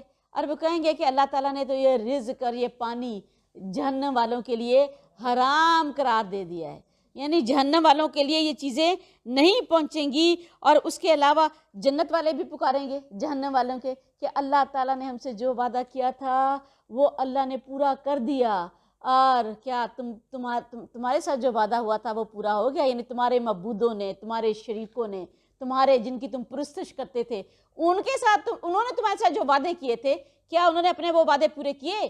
یعنی ہم تو ایک اللہ پر ایمان لائے تھے، ایک اللہ کی عبادت کی تھی، لا الہ الا اللہ رسول اللہ کی شریعت پر چلے تھے، قرآن کو اپنا ہادی، اپنا رہنما، اپنا پیشوا، اپنا راہبر بنایا تھا، تو اللہ تعالیٰ نے ہم سے جو وعدہ کیا تھا وہ پورا کر دیا۔ اور تمہارے جو پیر فقیر تھے، تمہارے جو پیر و مرشد تھے، اور تمہارے جو تم نے معبود گڑے ہوئے تھے، انہوں نے تم سے جو وعدے کیے وہ پورے کیے؟ ظاہری باتیں نہیں کیے، وہ تو جہنم میں جاگ رہیں گے، ان کے لیے طنز کے طور پر کہا جائے گا۔ تو اس لیے کیا کہا کہ قیامت کے دن کا ایک نام کیا ہے؟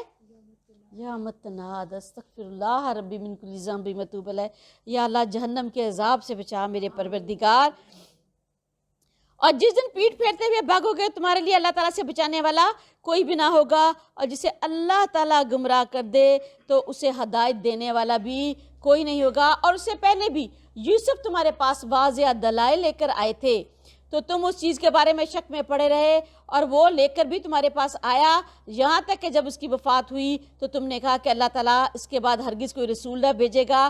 اور اسی طرح اللہ تعالیٰ اس شخص کو گمراہی میں ڈال دیتا ہے جو حد سے بڑھنے والا ہے، شک کرنے والا ہے۔ یہ سارا مکالمہ کون کر رہا ہے؟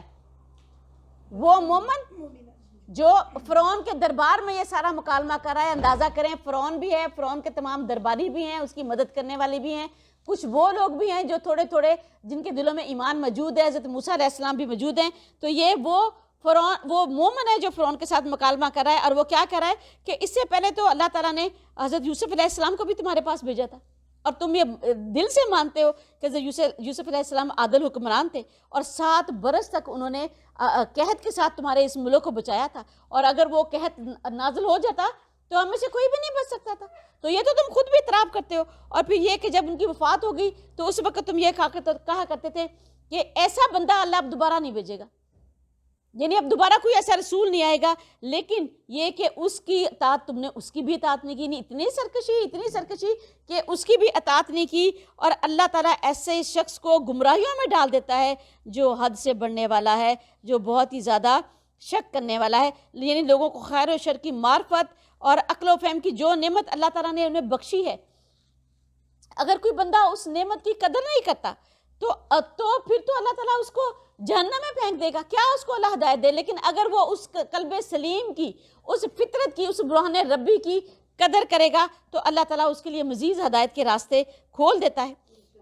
اور وہ لوگ جو اللہ تعالیٰ کی آیات میں بغیر کسی دلیل کے جو ان کے پاس آئی ہو جھگڑے کرتے ہیں، اللہ تعالیٰ کے اور اہل ایمان کے نزدیک سخت ناراضگی کی وجہ ہے۔ اسی طرح اللہ تعالیٰ ہر متکبر سرکش کے دل پر مہر لگا دیتا ہے۔ تو مہر کس کے دل پر لگتی ہے؟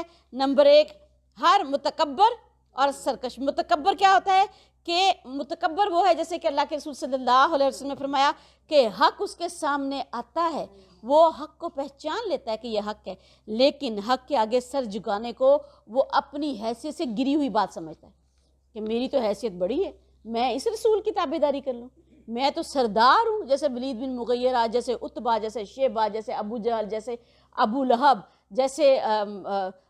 جیسے باقی جو سارے بدبخت تھے، کہ انہوں نے اللہ کے رسول صلی اللہ علیہ وسلم کو کون سا پہچانا نہیں تھا، خوب اچھے طریقے کے ساتھ پہچانتے تھے کہ اللہ کے رسول ہیں، بس انہوں نے حق کے آگے متکبر ہو کر اپنا سر نہیں جھکایا، کہ یہ سمجھتے تھے کہ رسول اللہ کے آگے سر جھکانا یا ان کی بات کو مانا ہمیں ہماری حیثیت سے گرا دے گا، ہماری حیثیت ان سے بہت بلند ہے، ہم تو بہت بڑی جگہ پہ ہیں۔ اور اس سرکش یہ ہے کہ اللہ کی قائم کی ہوئی حدوں سے ہی نکل جانے والا اور اللہ کی مخلوق پر ظلم کرنے والا۔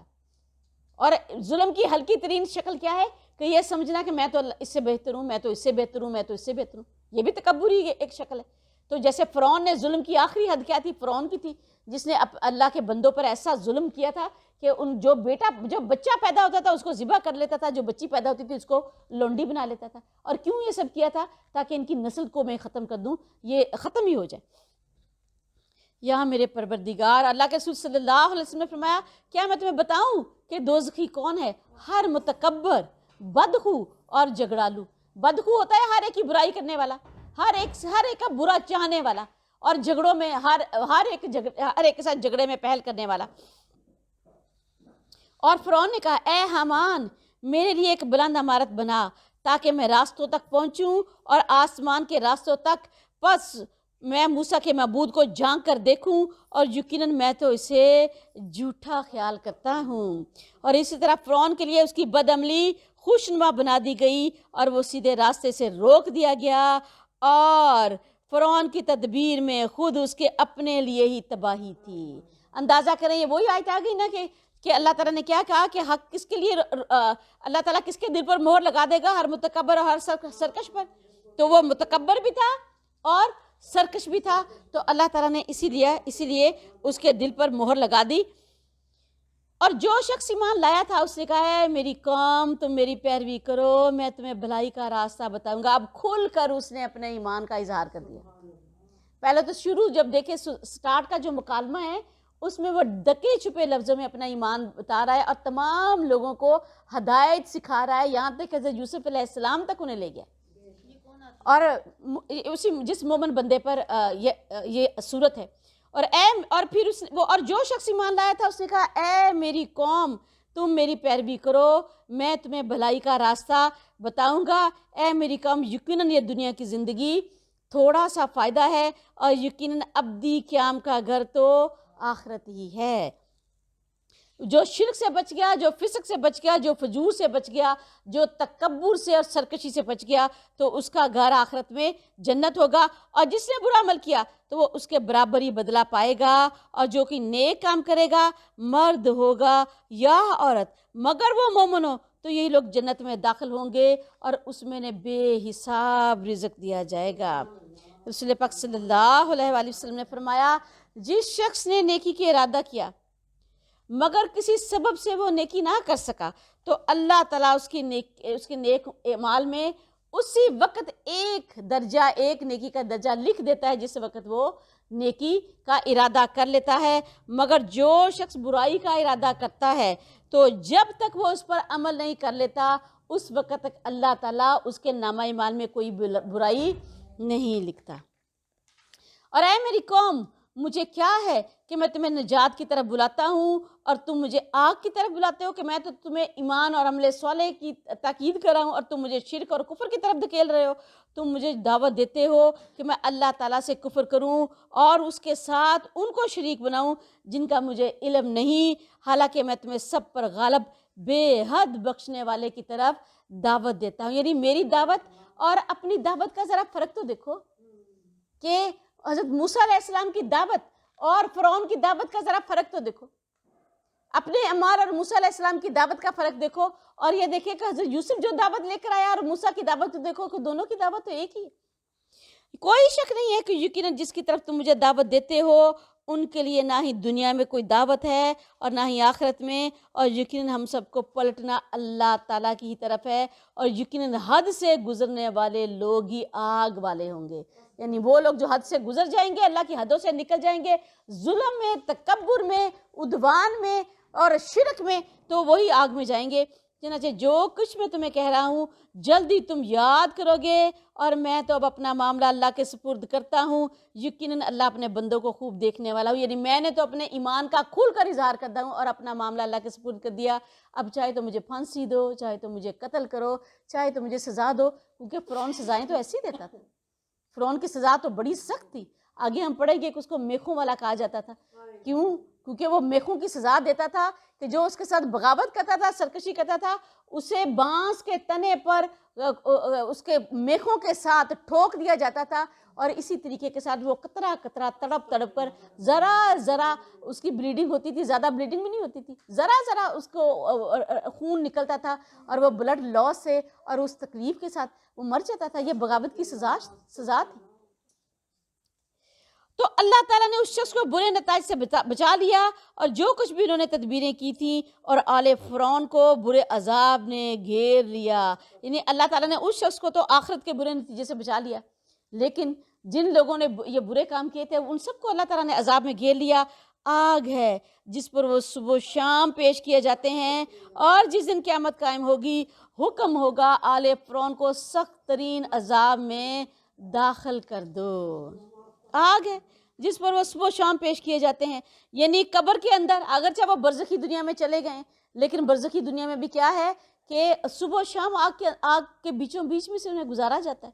اور اللہ کے حضرت عائشہ صدیقہ رضی اللہ تعالیٰ عنہ نے فرمایا کہ عذاب قبر بالکل برحق ہے، اور اللہ کے رسول صلی اللہ علیہ وآلہ وسلم نے ایک دفعہ فرمایا کہ عذاب قبر سے پناہ مانگا کرو، اور بلا شبہ عذاب قبر برحق ہے۔ اور جو نیک روحیں ہیں ان پر ان کے اعمال کے مطابق مختلف قسم کی کیفیات قبر میں طاری ہوتی رہتی ہیں۔ یعنی جنت کی کھڑکی کھول دی جاتی ہے، ٹھنڈی ہوائیں آتی ہیں، خوشبوئیں آتی ہیں، اگرچہ برزخی زندگی ہے لیکن یہ کہ ان پر کیفیات وہ طاری رہتی ہیں، اور جو بری روحیں جس درجے کی بری روحیں ہوتی ہیں اسی درجے کی ان کے اوپر بری کیفیات کا نزول ہوتا ہے۔ اور یہ بدبخت جو اس درجے کے بدبخت ہے کہ ان کے متعلق تو اللہ تعالیٰ نے طے کر دیا کہ صبح و شام فرعون کو بھی، صرف فرعون کو ہی نہیں، آل فرعون کو، قیامت تک جو اس کے پیروکار ہوں گے، قیامت تک جو عہدوں کے لیے اور اقتدار کے لیے اور اپنی حکومتیں قائم کرنے کے لیے اس طرح کے ظلم کریں گے کہ لوگوں کے بچے مروائیں گے، یا ان کے لیے جان کی کوئی وقت نہ ہوگی، صرف اپنے عہدے کی، اپنے اقتدار کی، اپنی طاقت کی وقت ہوگی، اور جو اسی طریقے کا ظلم اور سرکشی اور اللہ کے دین سے ہٹ کر ایسا ظلم کرے گا قیامت تک کے لیے، یہ فرعون کوئی ایک ہی نہیں ہے، ہر دور میں فرعون موجود ہے، ہر دور میں یزید موجود ہیں،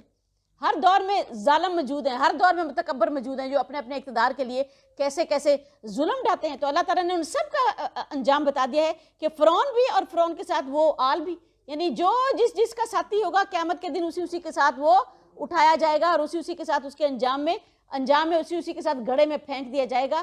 تو قیامت تک جو آئیں گے سب کا انجام، جب قبروں میں جائیں گے تو صبح و شام دوزخ کی طرف دوزخ میں پیش کیے جائیں گے۔ استغفر اللہ ربی من کل ذنب واتوب الیہ، یا میرے پروردگار قبر کے عذاب سے بچا، اور اللہ جہنم کے عذاب سے بچا۔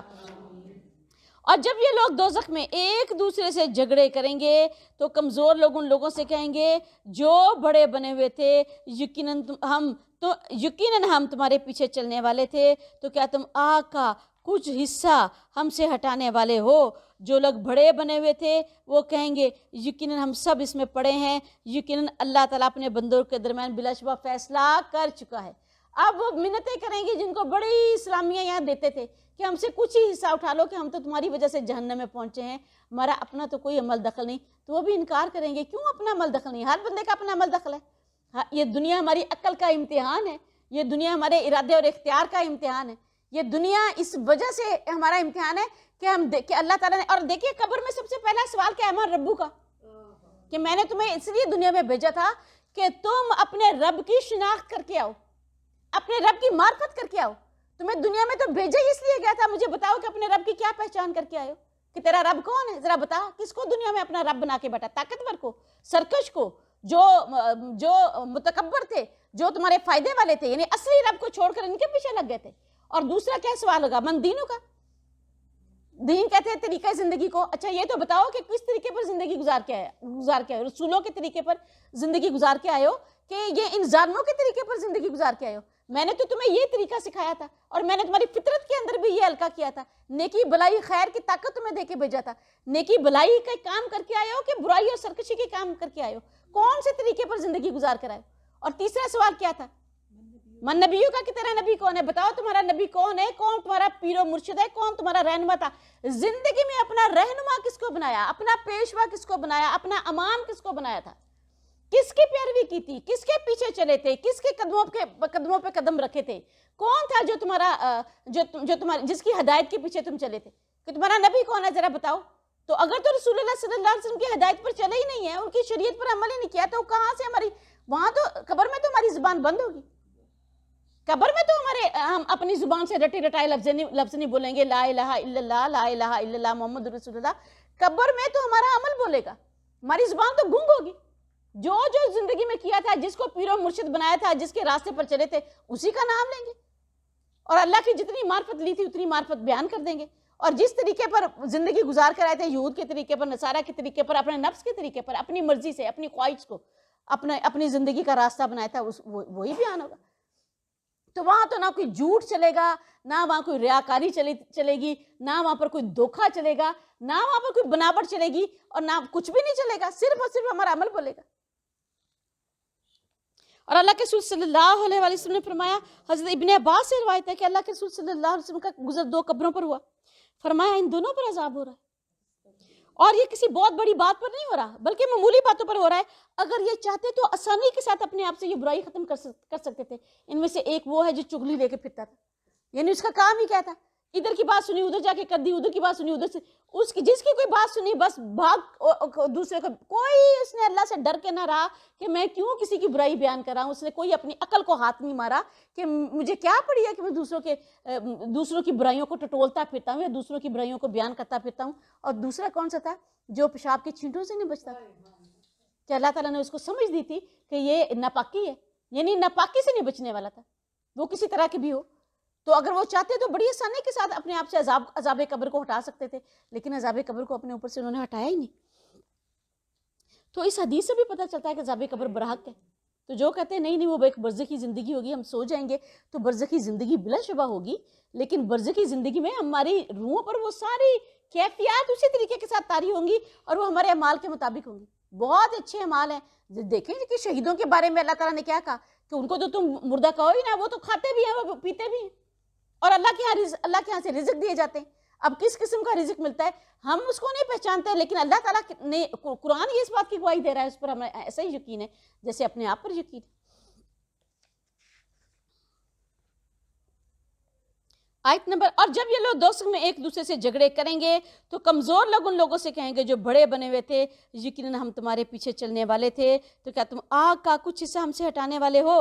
और जो लोग बड़े बने हुए थे वो कहेंगे यकीनन हम सब इसमें पड़े हैं, यकीनन अल्लाह ताला अपने बंदों के दरमियान बिलाशुबा फैसला कर चुका है। और जो लोग आग में होंगे वो जहन्नम के निगरानों से कहेंगे तुम अपने रब से दुआ करो कि वो हमसे कुछ अजाब को एक दिन के लिए ही हल्का कर दे। अस्तगफिरुल्लाह रब्बी मिन कुल्ली ज़ंबिन मतूब अलैह, अल्लाहुम्मा अजरना मिनन नार। वो कहेंगे क्या तुम्हारे पास तुम्हारे रसूल वाज़िह दलाइल लेकर नहीं आए थे? वो कहेंगे क्यों नहीं, تو وہ کہیں گے پھر تم ہی دعا کرو، اور کافروں کی دعا تو بیکار ہی ہے، کوئی فائدہ نہیں کافروں کی دعا کا۔ یقیناً ہم مدد کرتے ہیں اپنے رسولوں کی اور ان لوگوں کی جو ایمان لائے، دنیا کی زندگی میں بھی اور اس دن بھی جس دن گواہ کھڑے کیے جائیں گے۔ دنیا کی زندگی میں اللہ تعالیٰ کی مدد کیا ہوگی کہ اللہ تعالیٰ انہیں کلمہ طیبہ پر قائم رکھے گا۔ جب مریں گے لا الہ الا اللہ پر مریں گے، دین حق پر ان کی جان نکلے گی، دین حق پر قائم ہوں گے، ثابت دین پر ثابت قدم ہوں گے، اور جس دن گواہ کھڑے کیے جائیں گے حشر کے دن بھی یہی کلمہ ان کی زبان پر ہوگا، اور اسی طریقے کے ساتھ کھڑے ہوں گے۔ تو یہ اللہ کی مدد ہی ہوگی، ورنہ جس وقت موت ہوگی تو ادھر فرشتے کھڑے ہوں گے ہماری طرف، اور ادھر شیطان ہمارے سر پر آ کے کھڑا ہو جائے۔ اور یہ تو ایک روایت سے بھی ثابت ہے کہ ایک بہت بڑا عالم تھا، اس کے فوت ہونے کا وقت آ گیا، ادھر فرشتے آ کے کھڑے ہو گئے کہ اس کی جان کو قبض کریں، لیکن اب وہ اور ساتھ ہی شیطان آ کے کھڑا ہو گیا، اور اس نے اس کو بہکانا شروع کر دیا۔ اس نے کہا اچھا یہ کس نے پیدا کیا، اچھا یہ کس نے پیدا کیا، اچھا وہ ہر دلیل کو توڑے گیا، اور آخر وہ کہنے لگا اچھا اللہ کو کس نے پیدا کیا۔ پھر اس نے ایسی باتیں کرنے شروع کر دی، اس کے دل میں ایمان میں کوئی لغزش نہیں آئی، لیکن اب دلائل اس کے پاس ختم ہو گئے۔ یعنی ایسی کئی باتیں ہیں جن کے پاس ہمارے لیے کوئی دلیل ہی نہیں ہے، ہمارے پاس ہمارا صرف ایمان ہی ہے جو ہمیں اس کی طرف گائیڈ لائن دیتا ہے۔ اللہ کا عرش ہے، اللہ کی جنت ہے، اللہ کی، یہ دیکھیں ہم نے اپنی آنکھوں سے تو نہیں دیکھی، نہ ہمارے پاس کوئی اس کے دلائل ہیں، میزان ہے، تو اس کے ایمان میں ثابت قدم تھا، لیکن دلائل ختم ہو گئے۔ تو آخر فرشتہ اس کے قریب آیا، اس نے کہا اس بدبخت کو کہو کہ میں اللہ پر ایمان لایا، اور مجھے تمہاری کسی بات کی کوئی پرواہ نہیں، جو کرنا کرو، یعنی تم میرے ایمان کو کوئی نہیں توڑ سکتے۔ تو اس نے پھر کہا لا الہ الا اللہ محمد رسول اللہ، اور فرمایا جب تمہارے پاس شیطان کوئی ایسی بات لے کر آئے تو کیا کہو آمنت باللہ ورسولہ، کہ میں ایمان لایا اللہ تعالیٰ پر اور اس کے رسولوں پر، یا پھر یہ کہو قل هو اللہ احد اللہ الصمد لم یلد ولم یولد ولم یکن لہ کفوا احد۔ اللہ ہمیں سورہ اخلاص عطا فرمائے اور اس پر ایسا ایمان بھی عطا فرمائے۔ جس دن ظالموں کو ان کی معذرت کوئی فائدہ نہ دے گی، اور ان کے لیے لعنت ہوگی، اور ان کے لیے بدترین گھر ہوگا۔ اور ہم نے موسیٰ کو ہدایت عطا کی، اور ہم نے بنی اسرائیل کو کتاب کا وارث بنا دیا، جو عقل مندوں کے لیے ہدایت اور اس میں نصیحت ہے، چنانچہ آپ صبر کریں۔ یقیناً اللہ تعالیٰ کا وعدہ سچا ہے، اور اپنے گناہوں کی بخشش مانگیں، اور صبح و شام اپنے رب کی حمد کے ساتھ تسبیح کریں۔ بلا شبہ جو لوگ اللہ تعالیٰ کی یاد میں جھگڑا کرتے ہیں بغیر کسی دلیل کے، جو ان کے پاس آئی ہو، ان کے دلوں میں صرف ایک تکبر ہے، صرف ایک کبر ہے، صرف ایک کبر ہے، جس کو وہ ہرگز بھی پہنچنے والے نہیں ہیں۔ چنانچہ آپ اللہ تعالیٰ کی پناہ مانگیں، یقیناً وہ سب کچھ سننے والا ہے، سب کچھ جاننے والا ہے۔ یعنی کبر ہے، تکبر ہے، رسالت کی خواہش ہے کہ وہ کہتے ہیں کہ اس کو کیوں رسالت دی گئی، ہمیں کیوں نہیں دی گئی؟ تو اللہ تعالیٰ نے کہا وہ کبھی بھی اس کو نہیں پہنچے گی، کبر کے ساتھ، تکبر کے ساتھ، تو وہ جنت میں بھی پہنچنے والے نہیں۔ اور اللہ کے رسول صلی اللہ علیہ وآلہ وسلم نے فرمایا دجال کے خروج سے پہلے کے چند سال دھوکے اور فریب کے سال ہوں گے۔ سچے کو جھوٹا بنایا جائے گا، اور جھوٹے کو سچا بنایا جائے گا، بلڈ کیا جائے گا۔ یعنی سچا جو ہوگا ایسی باتیں کی جائیں گی کہ اس کو جھوٹا ہی بنا دیا جائے گا۔ اور آج دیکھ لیں یہ میڈیا ہمارے سر پہ کھڑا ہے، کیسے سچے کو جھوٹا بناتا ہے اور جھوٹے کو سچا بناتا ہے۔ فرمایا دجال کے خروج سے پہلے کے چند سال دھوکے اور فریب کے سال ہوں گے، سچے کو جھوٹا بنایا جائے گا اور جھوٹے کو سچا بنایا جائے گا، خیانت کرنے والے کو ایماندار بنا دیا جائے گا، اور جو امانت دار ہوگا اس کو خیانت کرنے والا بنا دیا جائے گا، اور ان میں سے ربیضہ گفتگو کریں گے۔ اللہ کے رسول صلی اللہ علیہ وسلم سے پوچھا گیا اللہ کے رسول صلی اللہ علیہ وآلہ وسلم ربیضہ کیا ہے؟ آپ نے فرمایا گھٹیا، یعنی فاسق اور فاجر لوگ جو لوگوں کے معاملات میں رائے زنی کریں گے۔ اور آج دیکھ لیں ہمارے میڈیا کو، ہمارے ٹی وی کی سکرینیں دیکھ لیں، ہماری صبح کی نشریات دیکھ لیں، جن کو دین کا ککھ بھی نہیں پتا وہ اٹھ کر دین کی تعلیمیں دے رہے ہیں، جن کو دین نہ انہوں نے خود کبھی عمل کیا، نہ انہیں دین کی کچھ سمجھ ہے، بیٹھے ہیں دین کی تعلیمات دے رہے ہیں۔ اور ایک بڑی خوبصورت ایک کہاوت ہے، کہتے ہیں کہ جتنا دین کہ اگر آپ لومڑی سے دین سیکھیں گے تو لومڑی تو بڑی کمال مہارت کے ساتھ آپ کو یقین دلا دے گی کہ مرغیاں چوری کرنا بڑا نیکی کا کام ہے. تو جتنا دین سیکھنا ضروری ہے اس سے زیادہ یہ ضروری ہے کہ آپ کو یہ پتا ہو کہ دین سیکھنا کس سے. اگر صحیح سیکھنے والے سے دین نہیں سیکھیں گے تو وہ تو آپ کو گمراہ کر دیں گے. اور سب سے پہلے کہ خود اپنی ذمہ داری آپ کی ہے کہ دین کو سیکھیں. یہ قرآن آپ کے سامنے ہے اور اللہ تعالیٰ نے کیا کہا, میں نے تو اس قرآن کو سمجھنے کے لیے بالکل آسان کر دیا, تو ہے کوئی جو اس کو سمجھے. تو یہ صرف دین سیکھنا ہی ضروری نہیں, یہ سیکھنا بھی ضروری ہے کہ آپ نے دین سیکھنا کن لوگوں کے ساتھ ہے. ان لوگوں کے ساتھ سیکھنا ہے جو سارا سال ماڈلنگ کرتے ہیں اور رمضان کے مہینے میں دوپٹے لیتے ہیں اور سر پر ٹوپیاں رکھتے ہیں اور آ کے ہمیں دین سکھانے بیٹھ جاتے ہیں. اللہ تعالیٰ ہمیں دین کی سمجھ عطا فرمائے. اور ہر بندہ اپنے عمل کا خود ذمہ دار ہے. اور ہمیشہ یاد رکھیں, کوئی بوجھ اٹھانے والی جان کسی کی بوجھ نہیں اٹھائے گی.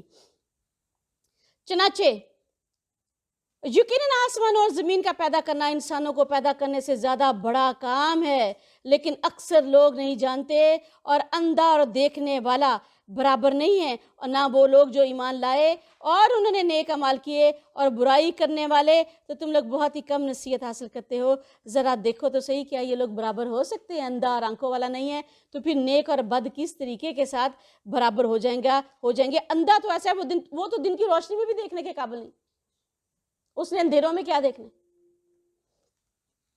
یقیناً قیامت ضرور آنے والی ہے اور اس میں کوئی شک نہیں ہے, لیکن اکثر لوگ ایمان نہیں لاتے. یعنی قیامت کا ہی انکار کر دیتے ہیں اور قیامت پر ایمان نہیں لاتے. اور رسول پاک صلی اللہ علیہ وآلہ وسلم نے فرمایا, علامات قیامت میں سے, قیامت کی علامات میں سے کیا کیا علامتیں ہیں؟ فرمایا کہ انسان صرف اپنی جان پہچان کے لوگوں کو سلام کرے گا.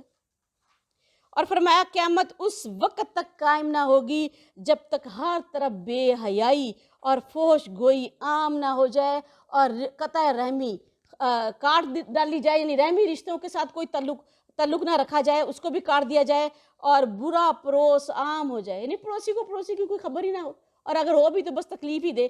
اور جب تک کہ امین کو خائن اور خائن کو امین نہ بنا دیا جائے. اور فتنے بالکل عام ہو جائیں گے, جھوٹ پھیل جائے گا, منڈیاں قریب ہو جائیں گی اور حرج بہت زیادہ ہو جائے گا. پوچھا کہ اللہ کے رسول صلی اللہ علیہ وآلہ وسلم حرج کیا ہے؟ آپ نے فرمایا قتل و غارت گری, اور حقیر لوگ اہم عہدوں پر فائز ہو جائیں گے اور لوگوں کے معاملات کے فیصلے کریں گے. استغفر اللہ ربی من کل ذنب واتوب الیہ. اور تمہارے رب نے فرمایا ہے, مجھے پکارو کہ میں تمہاری دعائیں قبول کروں گا. یقیناً جو لوگ میری عبادت سے تکبر کرتے ہیں جلدی وہ جہنم میں ذلیل ہو کر داخل ہوں گے. مجھے پکارو, میں تمہاری دعائیں قبول کروں گا. اور سب سے اچھی دعا کون سی ہے جو ہم ہر نماز میں پڑھتے ہیں؟ سورہ فاتحہ الحمدللہ. اللہ کے رسول نے فرمایا بہترین دعا الحمدللہ ہے اور بہترین ذکر لا الہ الا اللہ ہے. اور فرمایا کہ مجھ سے دعائیں مانگو کہ میں تمہاری دعائیں قبول کروں گا. رسول پاک صلی اللہ علیہ وآلہ وسلم نے فرمایا کہ قبولیت دعا کی 4 صورتیں ہیں.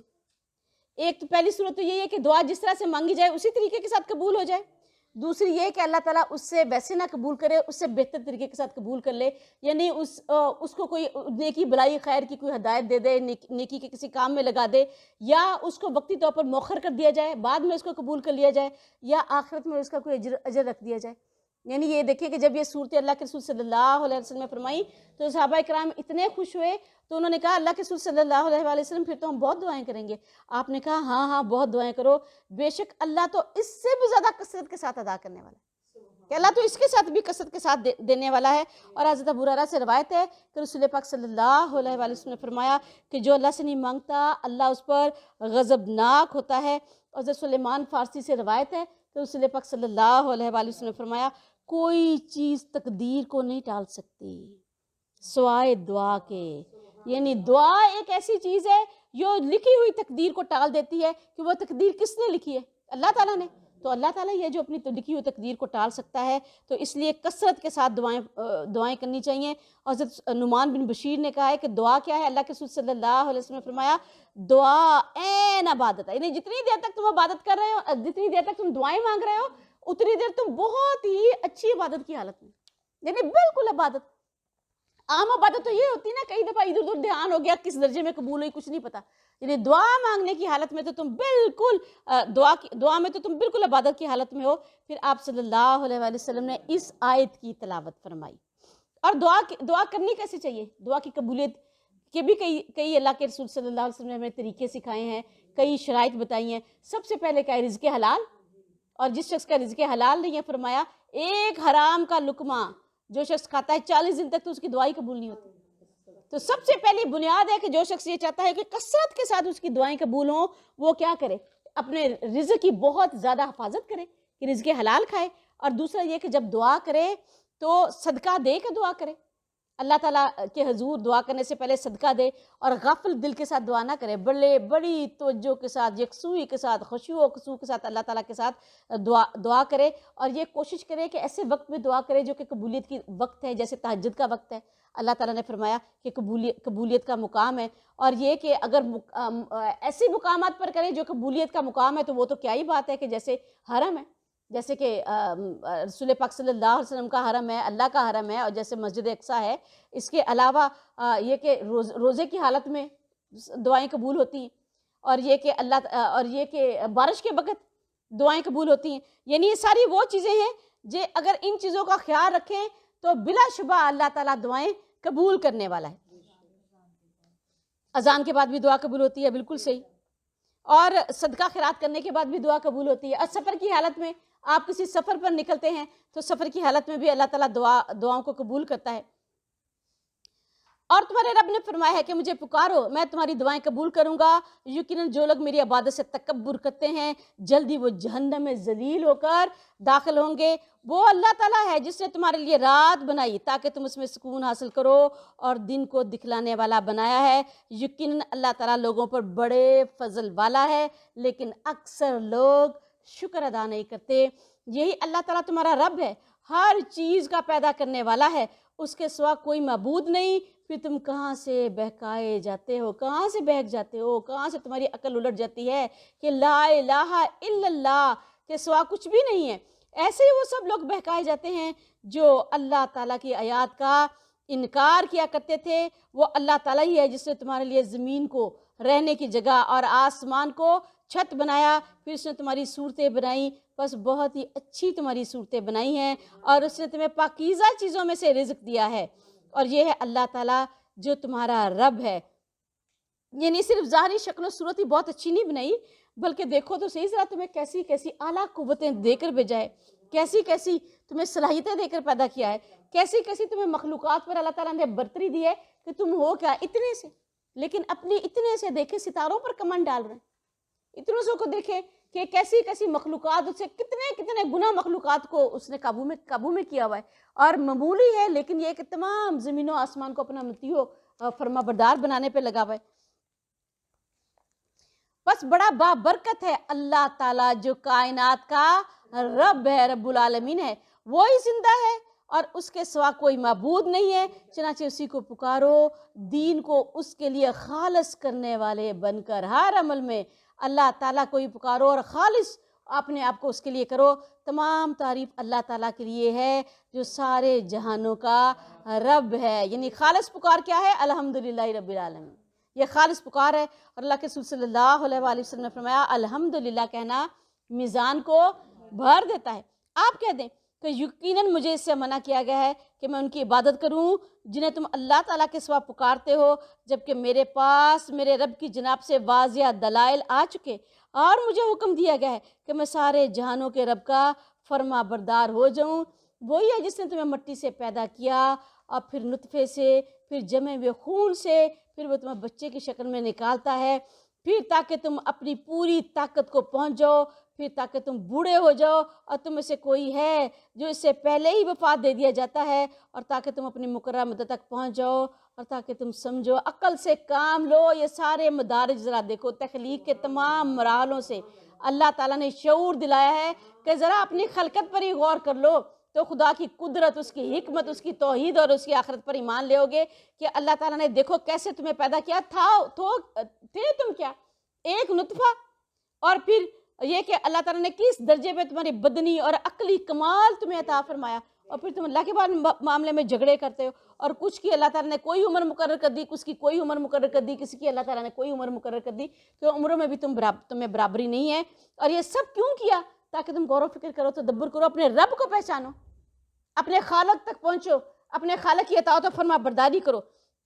وہی ہے جو زندگی دیتا ہے اور جو موت دیتا ہے، پھر جب وہ کسی کام کا فیصلہ کرتا ہے تو اسے صرف یہی کہتا ہے کن ہو جا، بس وہ ہو جاتا ہے۔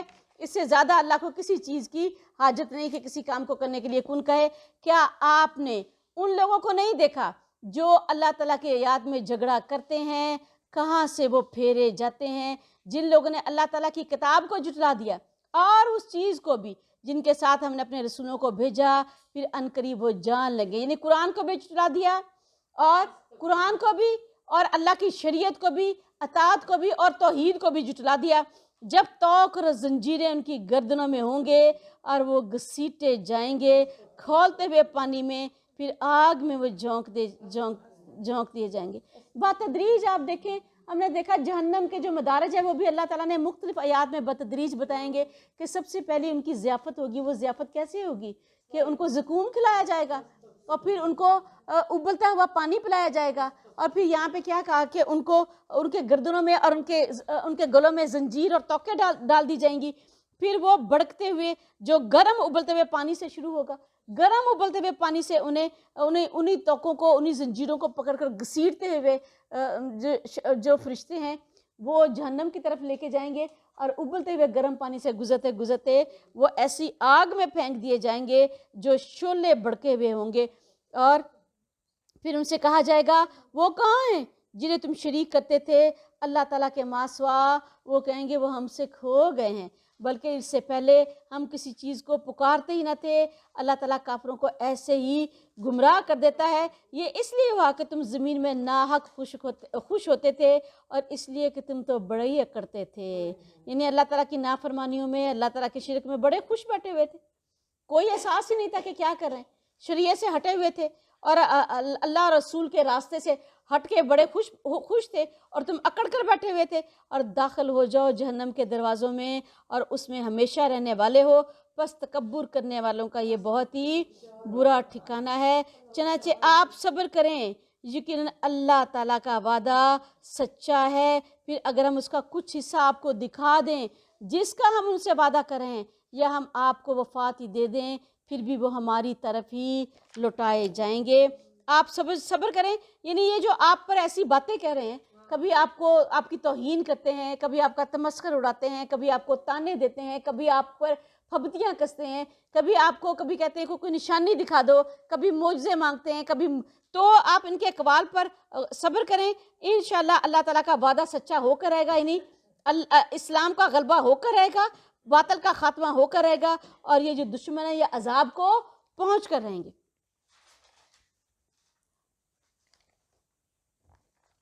اور یقیناً آپ سے پہلے بھی ہم نے بہت سے رسول بھیجے، اور ان میں سے کچھ وہ ہیں جن کے حالات ہم نے آپ کو سنائے ہیں، اور ان میں سے کچھ ایسے ہیں جن کے حالات ہم نے آپ کو نہیں سنائے۔ کسی رسول کے لیے بھی ممکن نہ تھا کہ اللہ تعالیٰ کی اجازت کے بغیر کوئی معجزہ لے آتا۔ پھر جب اللہ تعالیٰ کا حکم آ گیا تو حق کے ساتھ فیصلہ کر دیا گیا، اور اہل باطل خاص خسارے میں ڈال دیے گئے، یعنی وہ لوگ جنہوں نے باطل کی پیروی کی عذاب کے مستحق ٹھہرا دیے گئے۔ اللہ تعالیٰ ہی ہے جس نے تمہارے لیے مویشی بنائے ہیں تاکہ تم ان میں سے کسی پر سواری کرو، اور ان میں سے کسی کو تم کھاتے ہو، اور تمہارے لیے تو ان میں کئی فائدے ہیں، اور تاکہ تم ان کے ذریعے سے اپنی ضرورت تک پہنچو جو تمہارے دلوں میں ہے، اور ان پر بھی اور کشتیوں پر بھی تمہیں سوار کیا جاتا ہے۔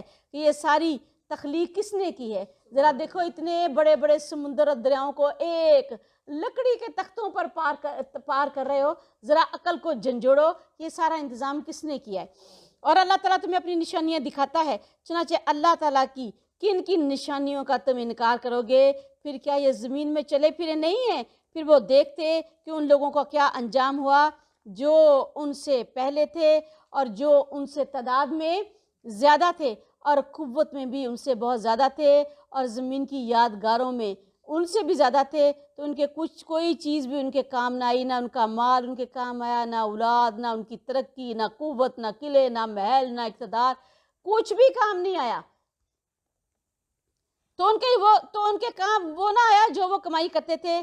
پھر جب ان کے رسول ان کے پاس واضح دلائل لے کر آئے تو وہ اس پر پھول گئے اور علم میں سے جو ان کے پاس تھا اور انہیں اس چیز نے گھیر لیا جس کا وہ مذاق اڑاتے تھے. یعنی واضح دلائل کو چھوڑ دیا اور پرانی عادتوں پر جمے رہے, اپنے باپ دادا کے دین پر جمے رہے اور پرانے رسم و رواج کو چھوڑنے پہ آئے ہی نہیں. پھر جب انہوں نے ہمارا عذاب دیکھا تو کہنے لگے کہ ہم ایک اللہ تعالیٰ پر ایمان لائے اور ہم نے ان کا انکار کیا جسے ہم اس کے ساتھ شریک بناتے تھے. لیکن اب ایمان کا کوئی فائدہ نہ ہوا.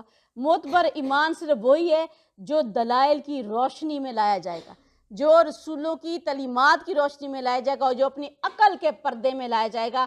سو ان کا ایمان نہ تھا کہ پھر انہیں کوئی فائدہ دیتا.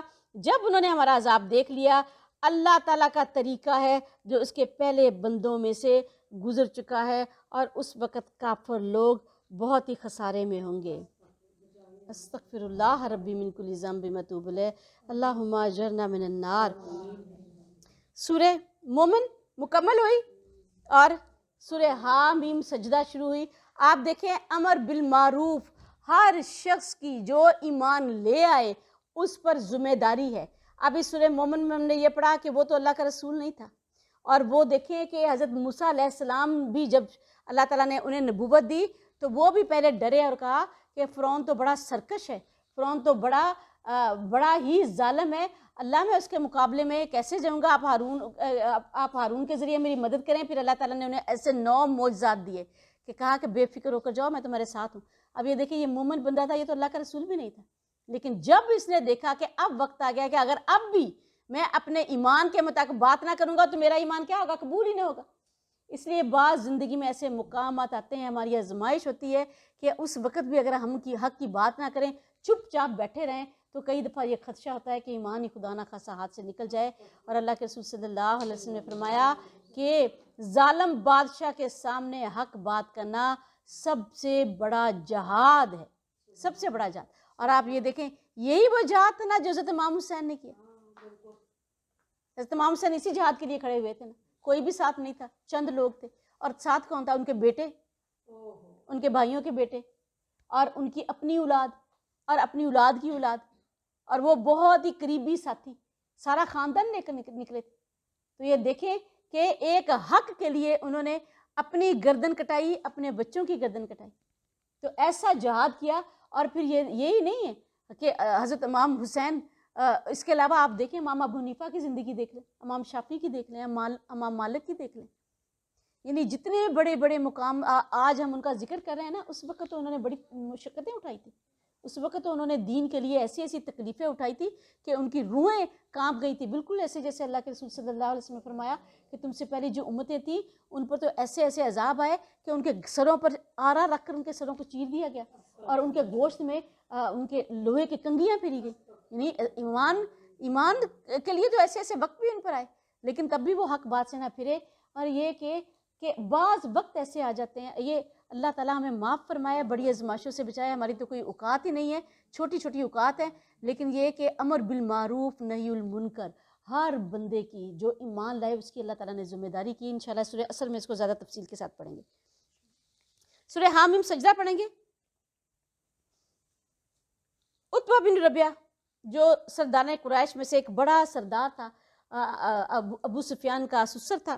تو ایک دفعہ کیا ہوا کہ اللہ کے رسول صلی اللہ علیہ وسلم حرم کے بیت اللہ کے ایک کونے میں بیٹھے ہوئے تھے, اور سردار جتنے سردار کے قریش تھے, عتبہ, شیبہ, سب, ابو جہل, ابو لہب اور ولید, یہ سب ایک جگہ پہ بیٹھے, سر جوڑ کر بیٹھے ہوئے تھے کہ کیا کیا جائے, دعوت بہت پھیل رہی ہے. یہ وہ وقت تھا جب حضرت ابو حمزہ بھی ایمان لے آئے تھے کہ ایسی دعوت ہے کہ اس نے اب بڑے معتبر لوگوں کو بھی متاثر کرنا شروع کر دیا. یعنی پہلے تو یہی طعنہ دیتے تھے نا کہ یہ رذیل لوگ ہیں جو تم پر ایمان لے کر آئیں, تو ہم ان کے پاس بیٹھ جائیں, ان کے اپنے آپ کو ان کے برابر کر لیں.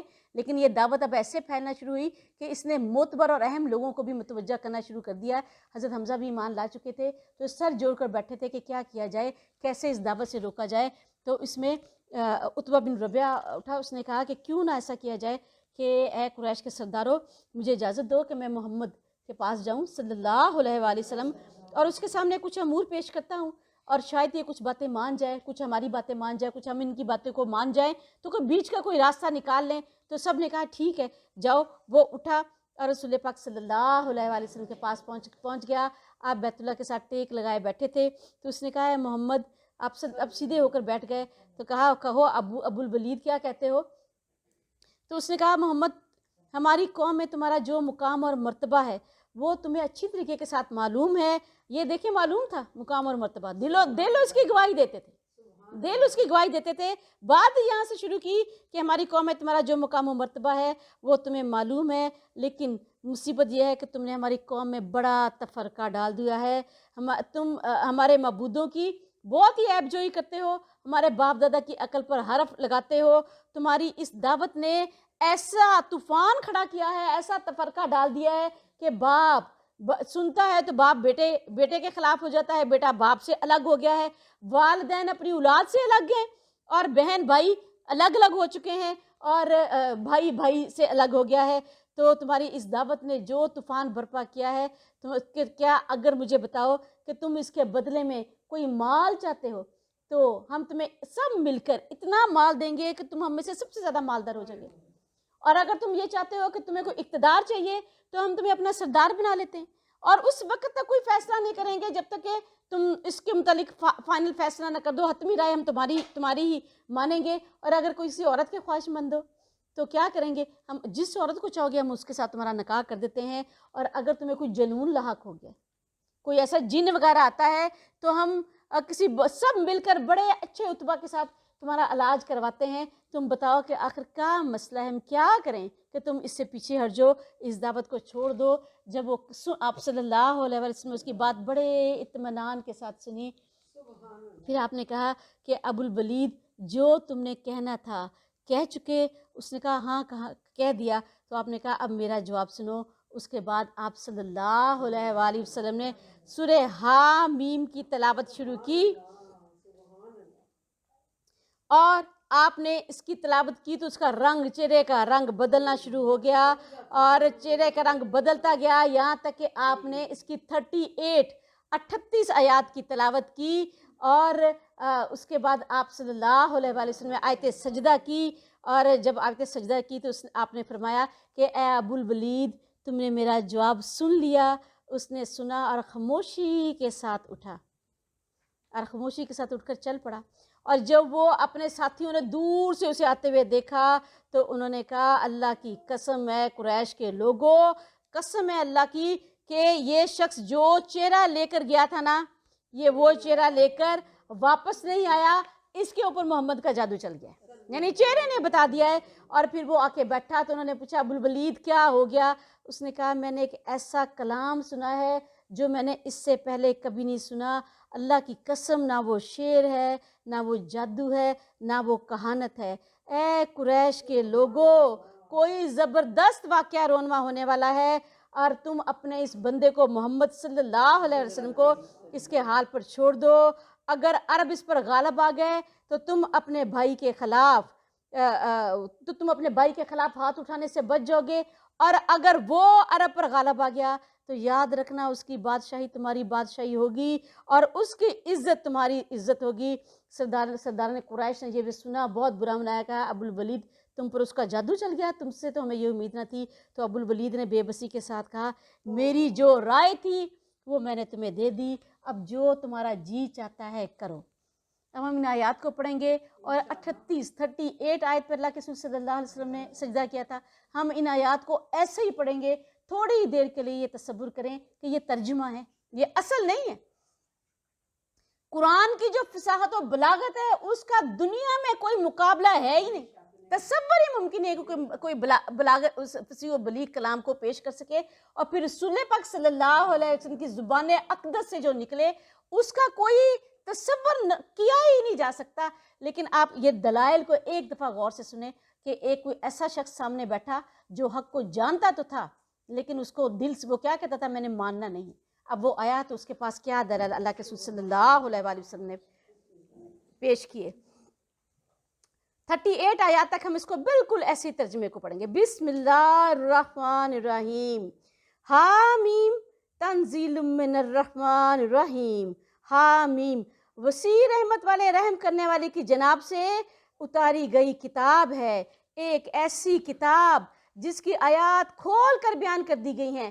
عربی قرآن ہے ان لوگوں کے لیے جو اسے خوب جانتے ہیں، خوشخبری دینے والا بھی ہے، خبردار کر دینے والا بھی ہے۔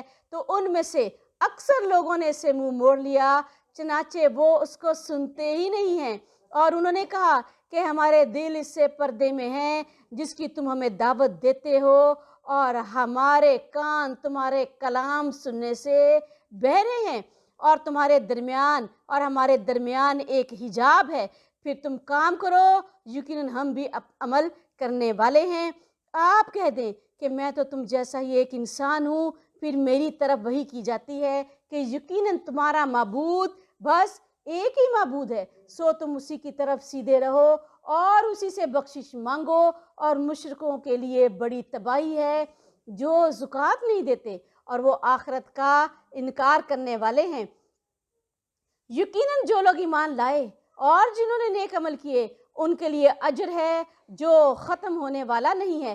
آپ کہہ دیں کہ کیا واقعی تم اس ذات کا انکار کرتے ہو جس نے زمین کو 2 دن میں بنایا اور تم اس کے لیے شریک بناتے ہو؟ وہی تو سارے جہانوں کا رب ہے، اور اس نے زمین میں اس کے اوپر سے گڑے ہوئے پہاڑ بنا دیے اور اس میں برکتیں اور زمین میں برکتیں رکھ دی اور اس میں اس کی غذائیں اندازے سے رکھ دی 4 دنوں میں۔ جواب برابر ہے سوال کرنے والوں کے لیے۔ پھر وہ آسمان کی طرف متوجہ ہوا اور وہ تو ایک دھواں تھا، تو اس نے اس سے اور زمین سے کہا تم دونوں آ جاؤ، خوشی سے یا ناخوشی سے۔ دونوں نے کہا ہم خوش ہو کر آ گئے ہیں، اور اس نے 2 دنوں میں ان کو 7 آسمان پورا ٹھیک ٹھیک بنا دیا، اور اس نے ہر آسمان میں اس کا کام اس کو وحی کر دیا، اور ہم نے آسمان دنیا کو چراغوں سے زینت دی اور محفوظ کر دیا۔ یہ اندازہ ہے سب پر غالب، سب کچھ جاننے والے کا۔ پھر اگر وہ منہ موڑیں تو آپ کہہ دیں کہ میں تمہیں ایک کڑک سے ڈرا رہا ہوں، عاد اور سمود جیسی کڑک ہوگی جب رسول ان کے پاس، ان کے آگے اور ان کے پیچھے سے آئے کہ تم اللہ تعالیٰ کے سوا کسی کی عبادت نہ کرو۔ انہوں نے کہا کہ اگر ہمارا رب چاہتا تو ضرور فرشتے اتار دیتا، چنانچہ یقیناً ہم اس کا انکار کرنے والے ہیں جس کے ساتھ تمہیں بھیجا گیا ہے۔ پھر جو عاد تھے وہ زمین میں ناحق ہی بڑے بن بیٹھے، اور انہوں نے کہا کہ کون ہے ہم سے زیادہ طاقتور؟ کیا انہوں نے نہیں دیکھا کہ جس اللہ تعالیٰ نے انہیں پیدا کیا وہ قوت میں ان سے بہت زیادہ ہے، اور وہ ہماری آیات کا انکار ہی کرتے رہے تھے؟ تو ہم نے ان پر چند منحوس دنوں میں سخت طوفانی ہوا بھیج دی تاکہ ہم ان کو دنیا کی زندگی میں رسوائی کا عذاب چکھا دیں، اور یقیناً آخرت کا عذاب اس سے بھی کہیں زیادہ رسوا کرنے والا ہے، اور ان کی مدد نہیں کی جائے گی۔ اور جو سمود تھے تو ہم نے انہیں ہدایت کا راستہ دکھایا، پھر انہوں نے ہدایت پر اندھے بنے رہنے کو پسند کیا، تو ان کو رسوائی کے عذاب کی کڑک نے پکڑ لیا اس کی وجہ سے جو وہ کمایا کرتے تھے۔ اور ہم نے ان لوگوں کو نجات دی جو ایمان لائے اور وہ نافرمانی سے بچا کرتے تھے۔ اور جس دن اللہ تعالیٰ کے دشمن آگ کی طرف اکٹھے کیے جائیں گے، پھر ان کی الگ الگ قسمیں بنائی جائیں گی، یہاں تک کہ جو ہی وہ آ جائیں گے تو ان کے کان اور ان کی آنکھیں اور ان کی کھالیں انہی کے خلاف گواہی دیں گی اس کی جو وہ کام کیا کرتے تھے، اور وہ اپنی کھالوں سے کہیں گے تم نے ہمارے خلاف گواہی کیوں دی؟ وہ کہیں گے کہ ہمیں اس اللہ تعالیٰ نے ایک قوت گواہی دی ہے جس نے ہر چیز کو قوت گواہی دے دی ہے، اور اس نے تمہیں پہلی بار پیدا کیا اور اسی کی طرف تم واپس لائے جا رہے ہو۔ اور تم اس لیے نہیں چھپا کرتے تھے کہ تمہارے کان اور تمہاری آنکھیں اور تمہاری کھالیں تمہارے خلاف گواہی دیں گی، بلکہ تم نے تو یہ سمجھا تھا کہ یقیناً اللہ تعالیٰ بھی بہت سے اعمال کو جانتا ہی نہیں ہے جو کچھ بھی تم کرتے تھے، اور تمہارا یہی گمان جو تم نے اپنے رب کے متعلق کیا تھا اسی نے تمہیں برباد کر دیا، چنانچہ تم خسارہ اٹھانے والوں میں سے ہو گئے۔ بس اگر وہ صبر کریں یا نہ کریں تو آگ ہی ان کا ٹھکانہ ہے، اور اگر وہ معافی کی درخواست کریں گے تو وہ معاف کیے گئے لوگوں میں سے نہ ہوں گے، اور ہم نے ان پر برے دوست مسلط کر دیے ہیں تو انہوں نے ان کے آگے اور ان کے پیچھے سے ہر چیز کو ان کے لیے خوشنما بنا دیا ہے، اور ان پر وہی بات ثابت ہو گئی ہے جو جنوں اور انسانوں کو ان گروہوں پر ثابت ہو چکی جو ان سے پہلے گزر چکے تھے۔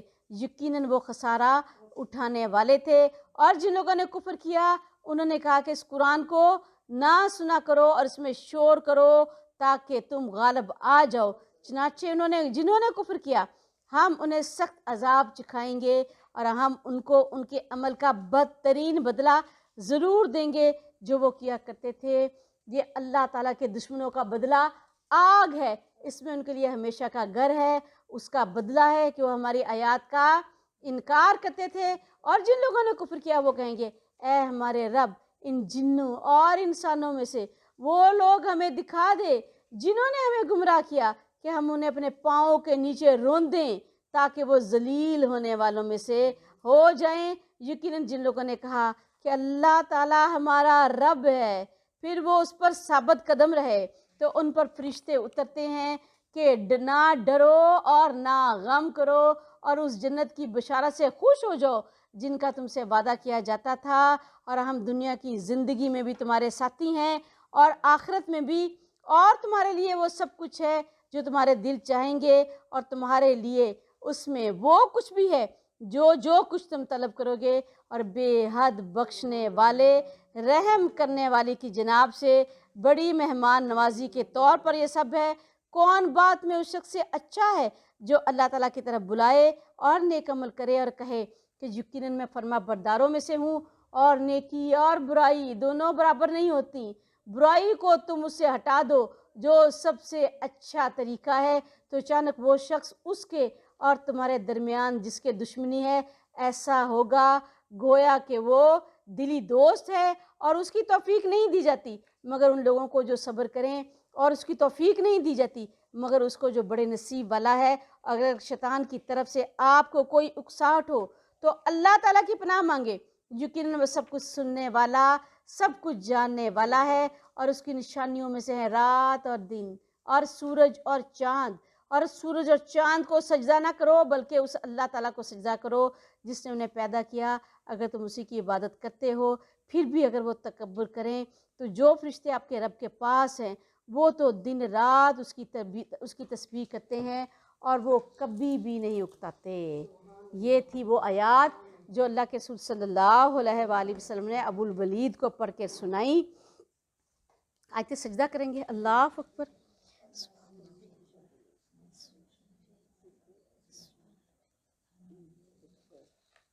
دیکھیں کیسے دلائل تھے، کہ کس کمال درجے کے دلائل تھے، کہ اس میں ہر چیز کو اکٹھا کیا جاتا، ہر چیز کو، توحید کو، شرک کے انجام کو، رسالت کو، آخرت کو، قیامت کو، اور یہ کہ اس سے پہلے کی قوموں کے انجام کو، اور اس کے علاوہ نیکی اور بھلائی کو، سرکشی کو، تکبر کو، ان کے دل کی کیفیات کو، کہ دل سے وہ مانتے تھے کہ اللہ کے رسول برحق ہے، اور ان کے دل اس کی گواہی دیتے تھے۔ ان کے کبر کو، یعنی ایک رتی بر بھی جو رکاوٹ تھی وہ ان 38 آیات میں اللہ کے رسول صلی اللہ علیہ وسلم نے بیان کی۔ اور کہا جاتا ہے کہ جب وہ آیت نمبر 13 پر اللہ کے رسول صلی اللہ علیہ وسلم پہنچے تھے کہ پھر اگر وہ منہ موڑے تو آپ کہہ دیں کہ میں تو تمہیں ایک کڑک سے ڈرا رہا ہوں، جیسی عاد اور سمود جیسی کڑک۔ تو اس نے بے اختیار رسول پاک صلی اللہ علیہ وسلم کے منہ پر ہاتھ رکھ دیا۔ اس کو پتا تھا کہ رسول جو بات کہتا ہے وہ پوری ہوتی، تو اور اس نے فوراً کہا کہ اے محمد اپنی قوم پر رحم فرما، اپنی قوم کے لیے کوئی بد دعا نہ کر۔ تو ان کو پتا تھا کہ محمد صلی اللہ علیہ وسلم اگر قوم پر بد دعا کریں گے تو وہ بد دعا پوری ہوگی، اور یہ بات اس نے جا کے اپنے دوستوں کو بھی کہی کہ میرا دل لرز گیا جب اس نے یہ آیات پڑھی کہ کہیں ایسا نہ ہو، کیونکہ تم بھی جانتے ہو کہ محمد جو بات اپنی زبان سے نکالتا ہے وہ پوری ہوتی ہے۔ تو خوب ان کو اچھے طریقے کے ساتھ ہی پتا تھا کہ ہم کیا کر رہے ہیں، اپنی کرتوتیں حجت ان پر مکمل تھی، لیکن یہ دیکھیں کہ کیسے کبر کے ساتھ کہ ان کو لگتا تھا کہ اس طرح سے ہماری شان گھٹ جائے گی، ہماری شان کم ہو جائے گی اور رسول اللہ کی شان بلند ہو جائے گی، اور وہ اس کے لیے تیار نہ تھے۔ اور اللہ کے رسول صلی اللہ علیہ وآلہ وسلم نے فرمایا کہ کہ فرمایا جس شخص نے کسی مسلمان سے دنیا کی سختی دور کی اللہ تعالیٰ اس سے قیامت کی سختیوں کو دور فرمائے گا، اور جس نے کسی تنگ دست کے لیے آسانی پیدا کی اللہ تعالیٰ دنیا اور آخرت میں اس کے لیے آسانیاں پیدا فرمائے گا، اور جس شخص نے کسی مسلمان کی پردہ پوشی کی تو اللہ تعالیٰ دنیا میں بھی اور آخرت میں بھی اس کی پردہ پوشی فرمائے گا۔ اور اللہ اپنے بندے کی مدد کرتا رہتا ہے جب تک بندہ اپنے بھائی کی مدد میں مصروف رہتا ہے، اور فرمایا جو اللہ کے لیے تواضع اختیار کرتا ہے تو اللہ اس کا درجہ بلند کر دیتا ہے۔ اس میں آخری ایک دو چیز کو ضرور پڑھ لیں گے کہ اللہ تعالیٰ نے کہا کہ جو کوئی، اور نیکی اور برائی برابر نہیں ہوتی، اور برائی کو تم اس سے ہٹا دو جو سب سے اچھا ہے، یعنی جو سب سے اچھا طریقہ کیا ہے کہ برائی کو بھلائی کے ساتھ دور کرنا، بلکہ بھلائی کو اگر کسی نے برائی کی ہے تو اس پر احسان کرنا، اور پھر فرمایا کہ ایسا کرو گے تو کیا ہوگا کہ وہ جو تمہارا دشمن تھا وہ تو تمہارا دلی دوست بن جائے گا۔ اس لیے اللہ کے رسول صلی اللہ علیہ وسلم نے فرمایا کہ تحفہ دو، کہ تحفہ دینے سے کیا ہوتا ہے، محبت بڑھتی ہے۔ اگر خاندان میں کسی سے کسی برائی کا کوئی اندیشہ ہو تو اس کو بھی تحفہ بھیجو تاکہ وہ تم اس کو اپنے احسان تلے لے لو، کیونکہ تحفہ دینے سے کیا ہوگا، آپ کو کسی کے متعلق یہ خدشہ ہو کہ یہ میرے لیے کوئی نقصان دہ صورتحال پیدا کر سکتا ہے، تو اس کو 2-3 تحفے دیں تو وہ ظاہری بات ہے اس کا دل آپ کی طرف سے کیا ہوگا، نرم ہو جائے گا۔ تو فرمایا کہ اور یہ کہ اگر تم صبر کرو تو بلا شبہ صبر کیا ہے، فرمایا کہ صبر کی توفیق نہیں دی جاتی مگر اس کو جو بڑے ہی نصیب والا ہے۔ یاد کریں صبر کرنا، اللہ دین پر ثابت قدم رہنا، صبر کیا ہے، کبر سے اپنے آپ کو بچانا، تکبر سے بچانا، سرکشی سے بچانا، اور ہر طرح کے حالات میں ہر جو بھی معاملات ہوں اس میں دین پر ثابت قدم رکھنا، یہ ہے کہ یہ صبر ہے۔ تو ہر طرح کے حالات میں اللہ تعالیٰ نے کہا کہ یہ بڑی ہی مشکل کام ہے، اور بڑے نصیب والے کو اللہ تعالیٰ نے یہ خصوصیات دی ہیں کہ وہ دین پر ثابت قدم رکھے۔ اللہ تعالیٰ سے دعا ہے کہ اللہ تعالیٰ ہمیں دین پر ثابت قدمی عطا فرمائے۔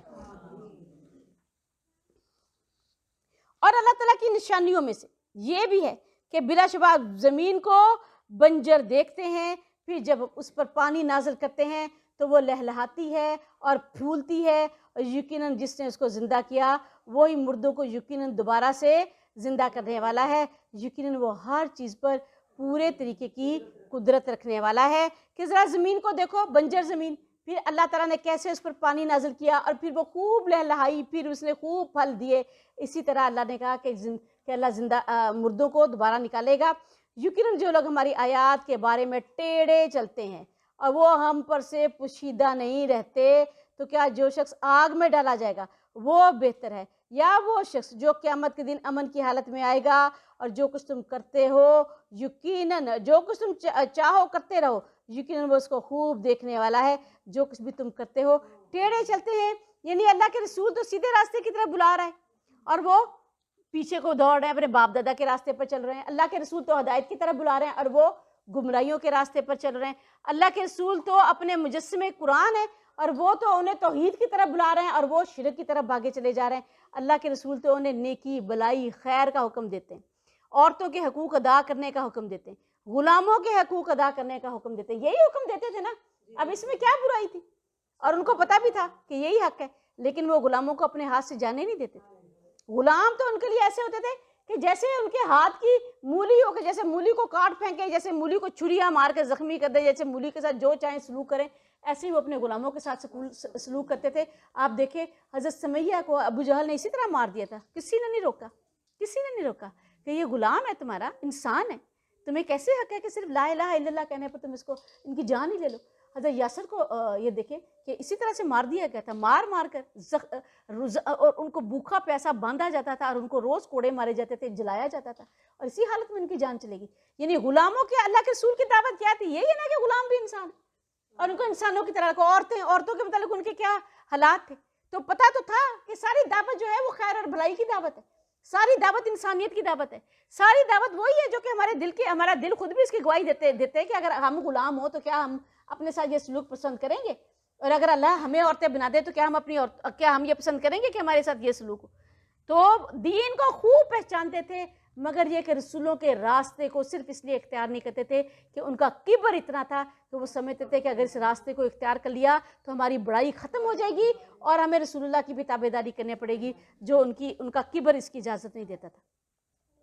فرمایا تو کیا وہ شخص جو آگ میں ڈالا جائے گا وہ بہتر ہے، یا وہ شخص جو قیامت کے دن امن کی حالت میں آئے گا اور جو کچھ تم چاہو گے اور جو کچھ تم چاہے کرتے رہو، یقیناً وہ اس کو خوب دیکھنے والا ہے جو کچھ بھی تم کرتے ہو۔ اور یقیناً جن لوگوں نے قرآن سے کفر کیا جب کہ وہ ان کے پاس آ گیا، حالانکہ یقیناً وہ ایک باعزت کتاب ہے، باطل نہ اس کے آگے سے آ سکتا ہے نہ اس کے پیچھے سے، کمال حکمت والے تمام خوبیوں والے کی جناب سے نازل کردہ ہے، کہ اس کو انکار کرنے والے جو آج اس کا انکار کر رہے ہیں اور اس حقیقت کو نظر انداز کر رہے ہیں، وہ یہ نہ سمجھیں کہ یہ قرآن بڑی لوگوں نے درخواست کی تھی تو ہم نے اس قرآن کو نازل کر دیا اور یہ اس کو کسی مدد کی ضرورت ہے، بلکہ یہ غالب اللہ تعالیٰ کی طرف سے نازل کیا گیا ہے، جو غالب ہے، ہر چیز پر غالب ہے، اور جو اس کا انکار کریں گے تو اب اللہ کے عذاب کو پہنچ جائیں گے۔ اور قرآن خود اپنے بارے میں کیا فیصلہ کر رہا ہے؟ اللہ کہہ رہا ہے کہ یہ کون سی کتاب ہے؟ ایک باعزت کتاب ہے، یہ قرآن تمہارے حق میں حجت ہوگا یا پھر تمہارے خلاف حجت بن جائے گا قیامت کے دن۔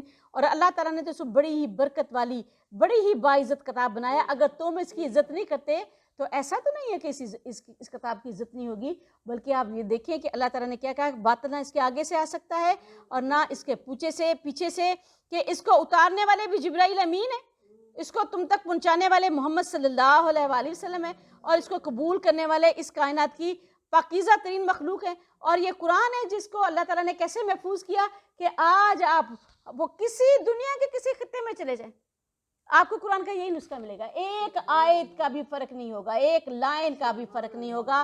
آج چھوڑیں، آج سے 100 سال پیچھے چلے جائیں، 200 سال پیچھے چلے جائیں، 1400 سال پیچھے چلے جائیں، 1500 سال پیچھے چلے جائیں، قرآن کا یہی نسخہ آپ کے ہاتھ میں آئے گا، اور ایک لائن، ایک لفظ کی کوئی تبدیلی آپ نہیں دیکھیں گے۔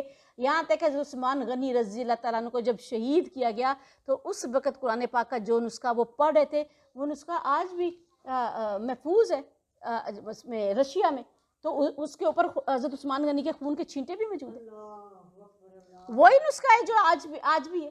آپ یہاں سے اٹھیں دنیا کے، حالانکہ آپ توریت دیکھ رہے ہیں تو توریت کے کئی نسخے ہیں، یورپ میں جو توریت پڑھی جاتی ہے وہ اور ہے، جو امریکہ میں پڑھی جاتی ہے وہ اور ہے، کئی نسخے توریت کے موجود ہیں، کیونکہ اصلی حالت میں موجود بھی نہیں تھی۔ اسی طرح انجیل کا ہے، زبور تو موجود ہی نہیں، یعنی باقی صحیفے تو مٹ گئے، توریت اور انجیل کے بھی وہ صرف زبانی کلامی جو لکھی گئی ہیں، کچھ سے تبدیلیاں کر کے اس کے نسخے ہیں، وہ بھی پوری دنیا میں نہ نصارہ ایک کتاب پر ہیں نہ یہود ایک کتاب پر ہیں، ان سب کے پاس جو نسخے ہیں وہ بھی الگ الگ، لیکن قوم محمد صلی اللہ علیہ وسلم جتنے مرضی ان میں فرقے ہوں، جتنے مرضی اختلافات ہوں، لیکن ان کا قرآن ایک ہی، قرآن کے معاملے میں ان میں کوئی اختلاف موجود نہیں کہ ایک رتی بھر بھی کہیں کہ اس کی کسی ایک آیت کو ایک رتی بھر بھی کوئی بدلنے کے قابل نہیں ہے۔ اور یہاں تک کہ اللہ تعالیٰ نے قرآن کی زبان تک کو محفوظ کر دیا کہ آج نہ توریت کی زبان محفوظ ہے نہ انجیل کی زبان محفوظ ہے، اللہ تعالیٰ نے قرآن کی زبان کو بھی ایسے محفوظ کیا، آپ دیکھیں کہ قیامت تک کے لیے یہ نشانیوں میں سے نشانی ہے۔ پھر یہ کہ نشانیوں میں سے نشانی ہے کہ دنیا کے کسی کونے میں چلے جائیں یہی قرآن آپ کے ہاتھ میں، دنیا کے کسی کونے میں چلی جائیں اذان کی آواز وہی ہوئی، اذان کی آواز بھی آپ فرق نہیں دیکھیں گے۔ پھر دنیا کے کسی کونے میں آپ چلے جائیں کہ درود ابراہیم بھی لوگ پڑھیں گے، اللہ کے رسول بھی وہی ہیں، کوئی ان میں رسول میں نہ اختلاف ہے، نہ ان میں قرآن میں اختلاف ہے، نہ ان میں نماز میں اختلاف ہے۔ اور فرمایا باطل نہ اس کے آگے سے آ سکتا ہے نہ اس کے پیچھے سے، کمال حکمت والے تمام خوبیوں والے کی جناب سے نازل کردہ ہے کہ اگر یہ انکار کرتے ہیں تو ان کو انکار کرنے دے، اللہ ہی کافی ہے اس کی حفاظت کے لیے، اور آخر اللہ اس کو غالب کر کے ہی رہے گا۔ اور نہیں کہا جاتا آپ کو مگر وہی جو آپ سے پہلے رسولوں کو کہا جاتا تھا، یعنی آپ کو جو مجنوں، آپ کو شاعر، آپ کو دیوانہ اور آپ کو کاہن کہتے ہیں، یہ صرف اکیلے آپ کو نہیں کہا گیا ہے، اس سے پہلے بھی یہی کہا گیا۔ اور یقیناً تمہارا رب بڑا بخشش والا اور بہت ہی دردناک عذاب والا ہے، مغفرہ بھی ہے، عقاب علیم بھی ہے۔ اور اگر ہم اس کو اجمی قرآن بناتے تو وہ کہتے کیوں نہ اس کی یاد کھول کر بیان کی گئی، کیا اجمی کلام اور عربی رسول، آپ کہہ دیں جو لوگ ایمان لاتے ہیں یہ قرآن ان کے لیے ہدایت اور شفا ہے، اور جو لوگ ایمان نہیں لاتے یہ تو ان کے کانوں میں بوجھ ہے اور وہ ان کے حق میں اندھا پن ہے۔ یہی لوگ ہیں جنہیں دور کی جگہ سے آواز دی جاتی ہے استغفر اللہ ربی من کل ذنب متوب الیہ۔ عجیب عجیب بے تکے اعتراضات کرتے تھے، بالکل بے تکے اعتراضات۔ کیا کہتے تھے کہ ایک عرب ہے، محمد صلی اللہ علیہ وآلہ وسلم کون ہے؟ ایک عربی ہے، تو اگر ان پر کوئی عربی زبان میں کلام نازل ہو بھی گیا ہے تو اس میں معجزے کی بات کیا ہے؟ معجزہ تو ہم اسی صورت میں سمجھتے ہیں نا کہ یہ عربی ہے، اس کو کوئی زبان نہیں آتی، ہم سب کو پتہ ہے، تو کسی رومی زبان میں، کسی فارسی زبان میں اس پر کوئی ایسا کلام نازل ہوتا ہے، یہ فر فر فر فر فر فر اس کو پڑھتا ہے. تو اللہ نے کیا کہا؟ یہ ایسے بے تکے اعتراضات ہیں. اور اگر ایسا ہی ہوتا تو یہ کیا کہتے ہیں؟ یہ کہتے ہیں کہ یہ کیا ہو گیا، ایک عربی انسان ہے اور اس پر جو کلام اترا ہے وہ عربی نہیں ہے، کچھ اور ہے، تو ہم اس کو کیسے سمجھیں؟ ہم تو اس کو سمجھنے سے محروم ہیں. تو اللہ تعالیٰ نے کہا یہ صرف بے تکے اعتراضات ہیں، اور اصل بات یہ کیا ہے؟ اصل بات ہے کہ یہ ہدایت کے طالب ہی نہیں، ان کے اندر ہی ضلالت بھری ہوئی ہے، حق کو قبول کرنے کی ان کی صلاحیت ہی مردہ ہو گئی ہے، ان کی کبر نے، ان کی بڑائی نے ان کو حق سے دور کر دیا ہے. اور فرمایا کہ اس پر ایمان نہیں لائیں گے مگر کون؟ جو قرآن کے ذریعے ہدایت حاصل کرنے والے ہیں. قرآن ان کے دلوں کی شفا ہے. ان کے دلوں کی شفا کیسے ہے؟ کہ وہ ان کو حق کے راستے کی طرف رہنمائی دے گا اور ان کو باطل کے راستے سے روک دے گا. وہ انہیں توحید کی دعوت دے گا، شرک سے روکے گا، نیکی بلائی خیر کی طرف بلائے گا، گمراہیوں سے انہیں روک دے گا اور انہیں جنت کے راستے کی طرف لے کے جائے گا، جہنم کے راستے سے روک دے گا. اور اگر ان کے دل میں کوئی شبہ بھی ہوگا اس قرآن کے حق ہونے میں، رسول کے حق ہونے سے، یہ قرآن کے دلائل اس کے دل سے ہر طرح کے شبہ کو دور کر دیں گے، ہر طرح کی شک کو دور کر دیں گے. فرمایا اور یہ ان کے کانوں میں بوجھ ہے. کن کے کانوں میں بوجھ ہے؟ وہ جو حق سے اندھے بنے رہنا چاہتے ہیں، جنہوں نے خود ہی اپنے آپ کو اندھا کر لیا. جب قرآن پڑھا جاتا ہے پیچھے کو بھاگ کھڑے ہوتے ہیں، اور ان کے لیے تو یہ قرآن کی آواز ایسی ہوتی ہے جیسے دور سے کوئی آواز دی جائے نا، دور سے آواز دے گی. اب کسی کو صرف اتنا پتہ چلا کہ کوئی آواز دی ہے، اب آواز میں کہا کیا گیا ہے اس کی انہیں کوئی سمجھ نہیں آ رہی. اور ہم نے موسیٰ کو بھی کتاب دی تو انہوں نے بھی اس میں اختلاف کیا. اور اگر آپ کے رب کی جناب سے ایک بات پہلے ہی ثابت نہ ہو چکی ہوتی تو ان کے درمیان تو فیصلہ کر دیا جاتا. اور یقیناً یہ لوگ اس سے بے چین کر دینے والے شک میں ہیں کہ توریت کی بات خود ان کی اپنی نگاہوں میں بھی مشکور ہو گئی ہے. اور حق اور باطل کا فرق اللہ تعالیٰ نے اس قرآن کے ذریعے بالکل کھول دیا ہے، اور خود ان کے اپنے دلوں کے اندر بے چینیاں بھری ہوئی ہیں. اور جس نے نیک عمل کیا تو اس کے اپنے ہی لیے ہے، اور جس نے برائی کی سو وہ اسی پر ہے. اور آپ کا رب اپنے بندوں پر ہرگز بھی وہ ظلم کرنے والا نہیں ہے. وآخر دعوانا ان الحمدللہ رب العالمین. سبحانک اللہم و بحمدک نشہد ان لا الہ الا انت نستغفرک و نتوب الیک. اللہ پاک کی رحمت سے پارہ نمبر 24 مکمل ہوا. اللہ سے دعا ہے کہ اللہ پاک اسے ہمارے حق میں قبول فرمائے، اور اللہ اسے ہماری آخرت میں جمع فرمائے، اور ہم سب کو قرآن پاک سیکھنے والا، سکھانے والا بنائے. اس قرآن کو اللہ آخرت کے دن ہماری شفاعت بنائے، ہمارے حق میں حجت بنا دے، اور اللہ پاک اس کو ہمیں سمجھنے والا، سیکھنے والا، سکھانے والا بنائے. ہماری جانوں پر، مالوں پر، ہماری اولادوں پر، ہمارے والدین پر، ہمارے سب پیاروں پر اللہ تعالیٰ اس کی رحمتیں اور برکتیں نازل فرمائے. ہم سب کو اللہ تعالیٰ اس سے ہدایت حاصل کرنے والا بنائے. یا میرے پروردگار جو اللہ اس میں کوتاہی ہوئی اللہ وہ معاف فرما دے مجھے. اللہ اس کو بیان کرنے میں جو مجھ سے غلطی ہوئی یا اللہ اس کے لیے میری توبہ قبول فرما. اللہ قرآن کو سمجھنے والا، اللہ سمجھانے والا بنا، سیکھنے والا، سکھانے والا بنا. یا میرے پروردگار دن رات اس کی تلاوت کو توفیق عطا فرما. اللہ ہم سب کو اس قرآن کی محبت عطا فرما، قرآن کی ہدایت عطا فرما، قرآن کا صراط مستقیم عطا فرما. یا اللہ ہماری اولادوں کو، ہمارے والدین کو اللہ اس کی شوق اور رغبت میں لگا دے. یا میرے پروردگار ہم سب پیاروں کو اللہ اس کے ذریعے ہم سب پیاروں کی اصلاح فرما دے. یا میرے پروردگار اپنے کرم کے ساتھ، اپنی رحمت کے ساتھ یا اللہ رمضان کے مہینے میں اسے ہماری بخشش بنا اور ہمیں اس کا حق ادا کرنے والا بنا. ہماری اولادوں کو بھی، ہمارے والدین کو بھی، ہمارے پیاروں کو بھی. صلی اللہ تعالیٰ علی خیر خلقہ محمد و آلہ وصحبہ اجمعین برحمتک یا ارحم الراحمین. آمین ثم آمین. السلام علیکم ورحمۃ اللہ وبرکاتہ.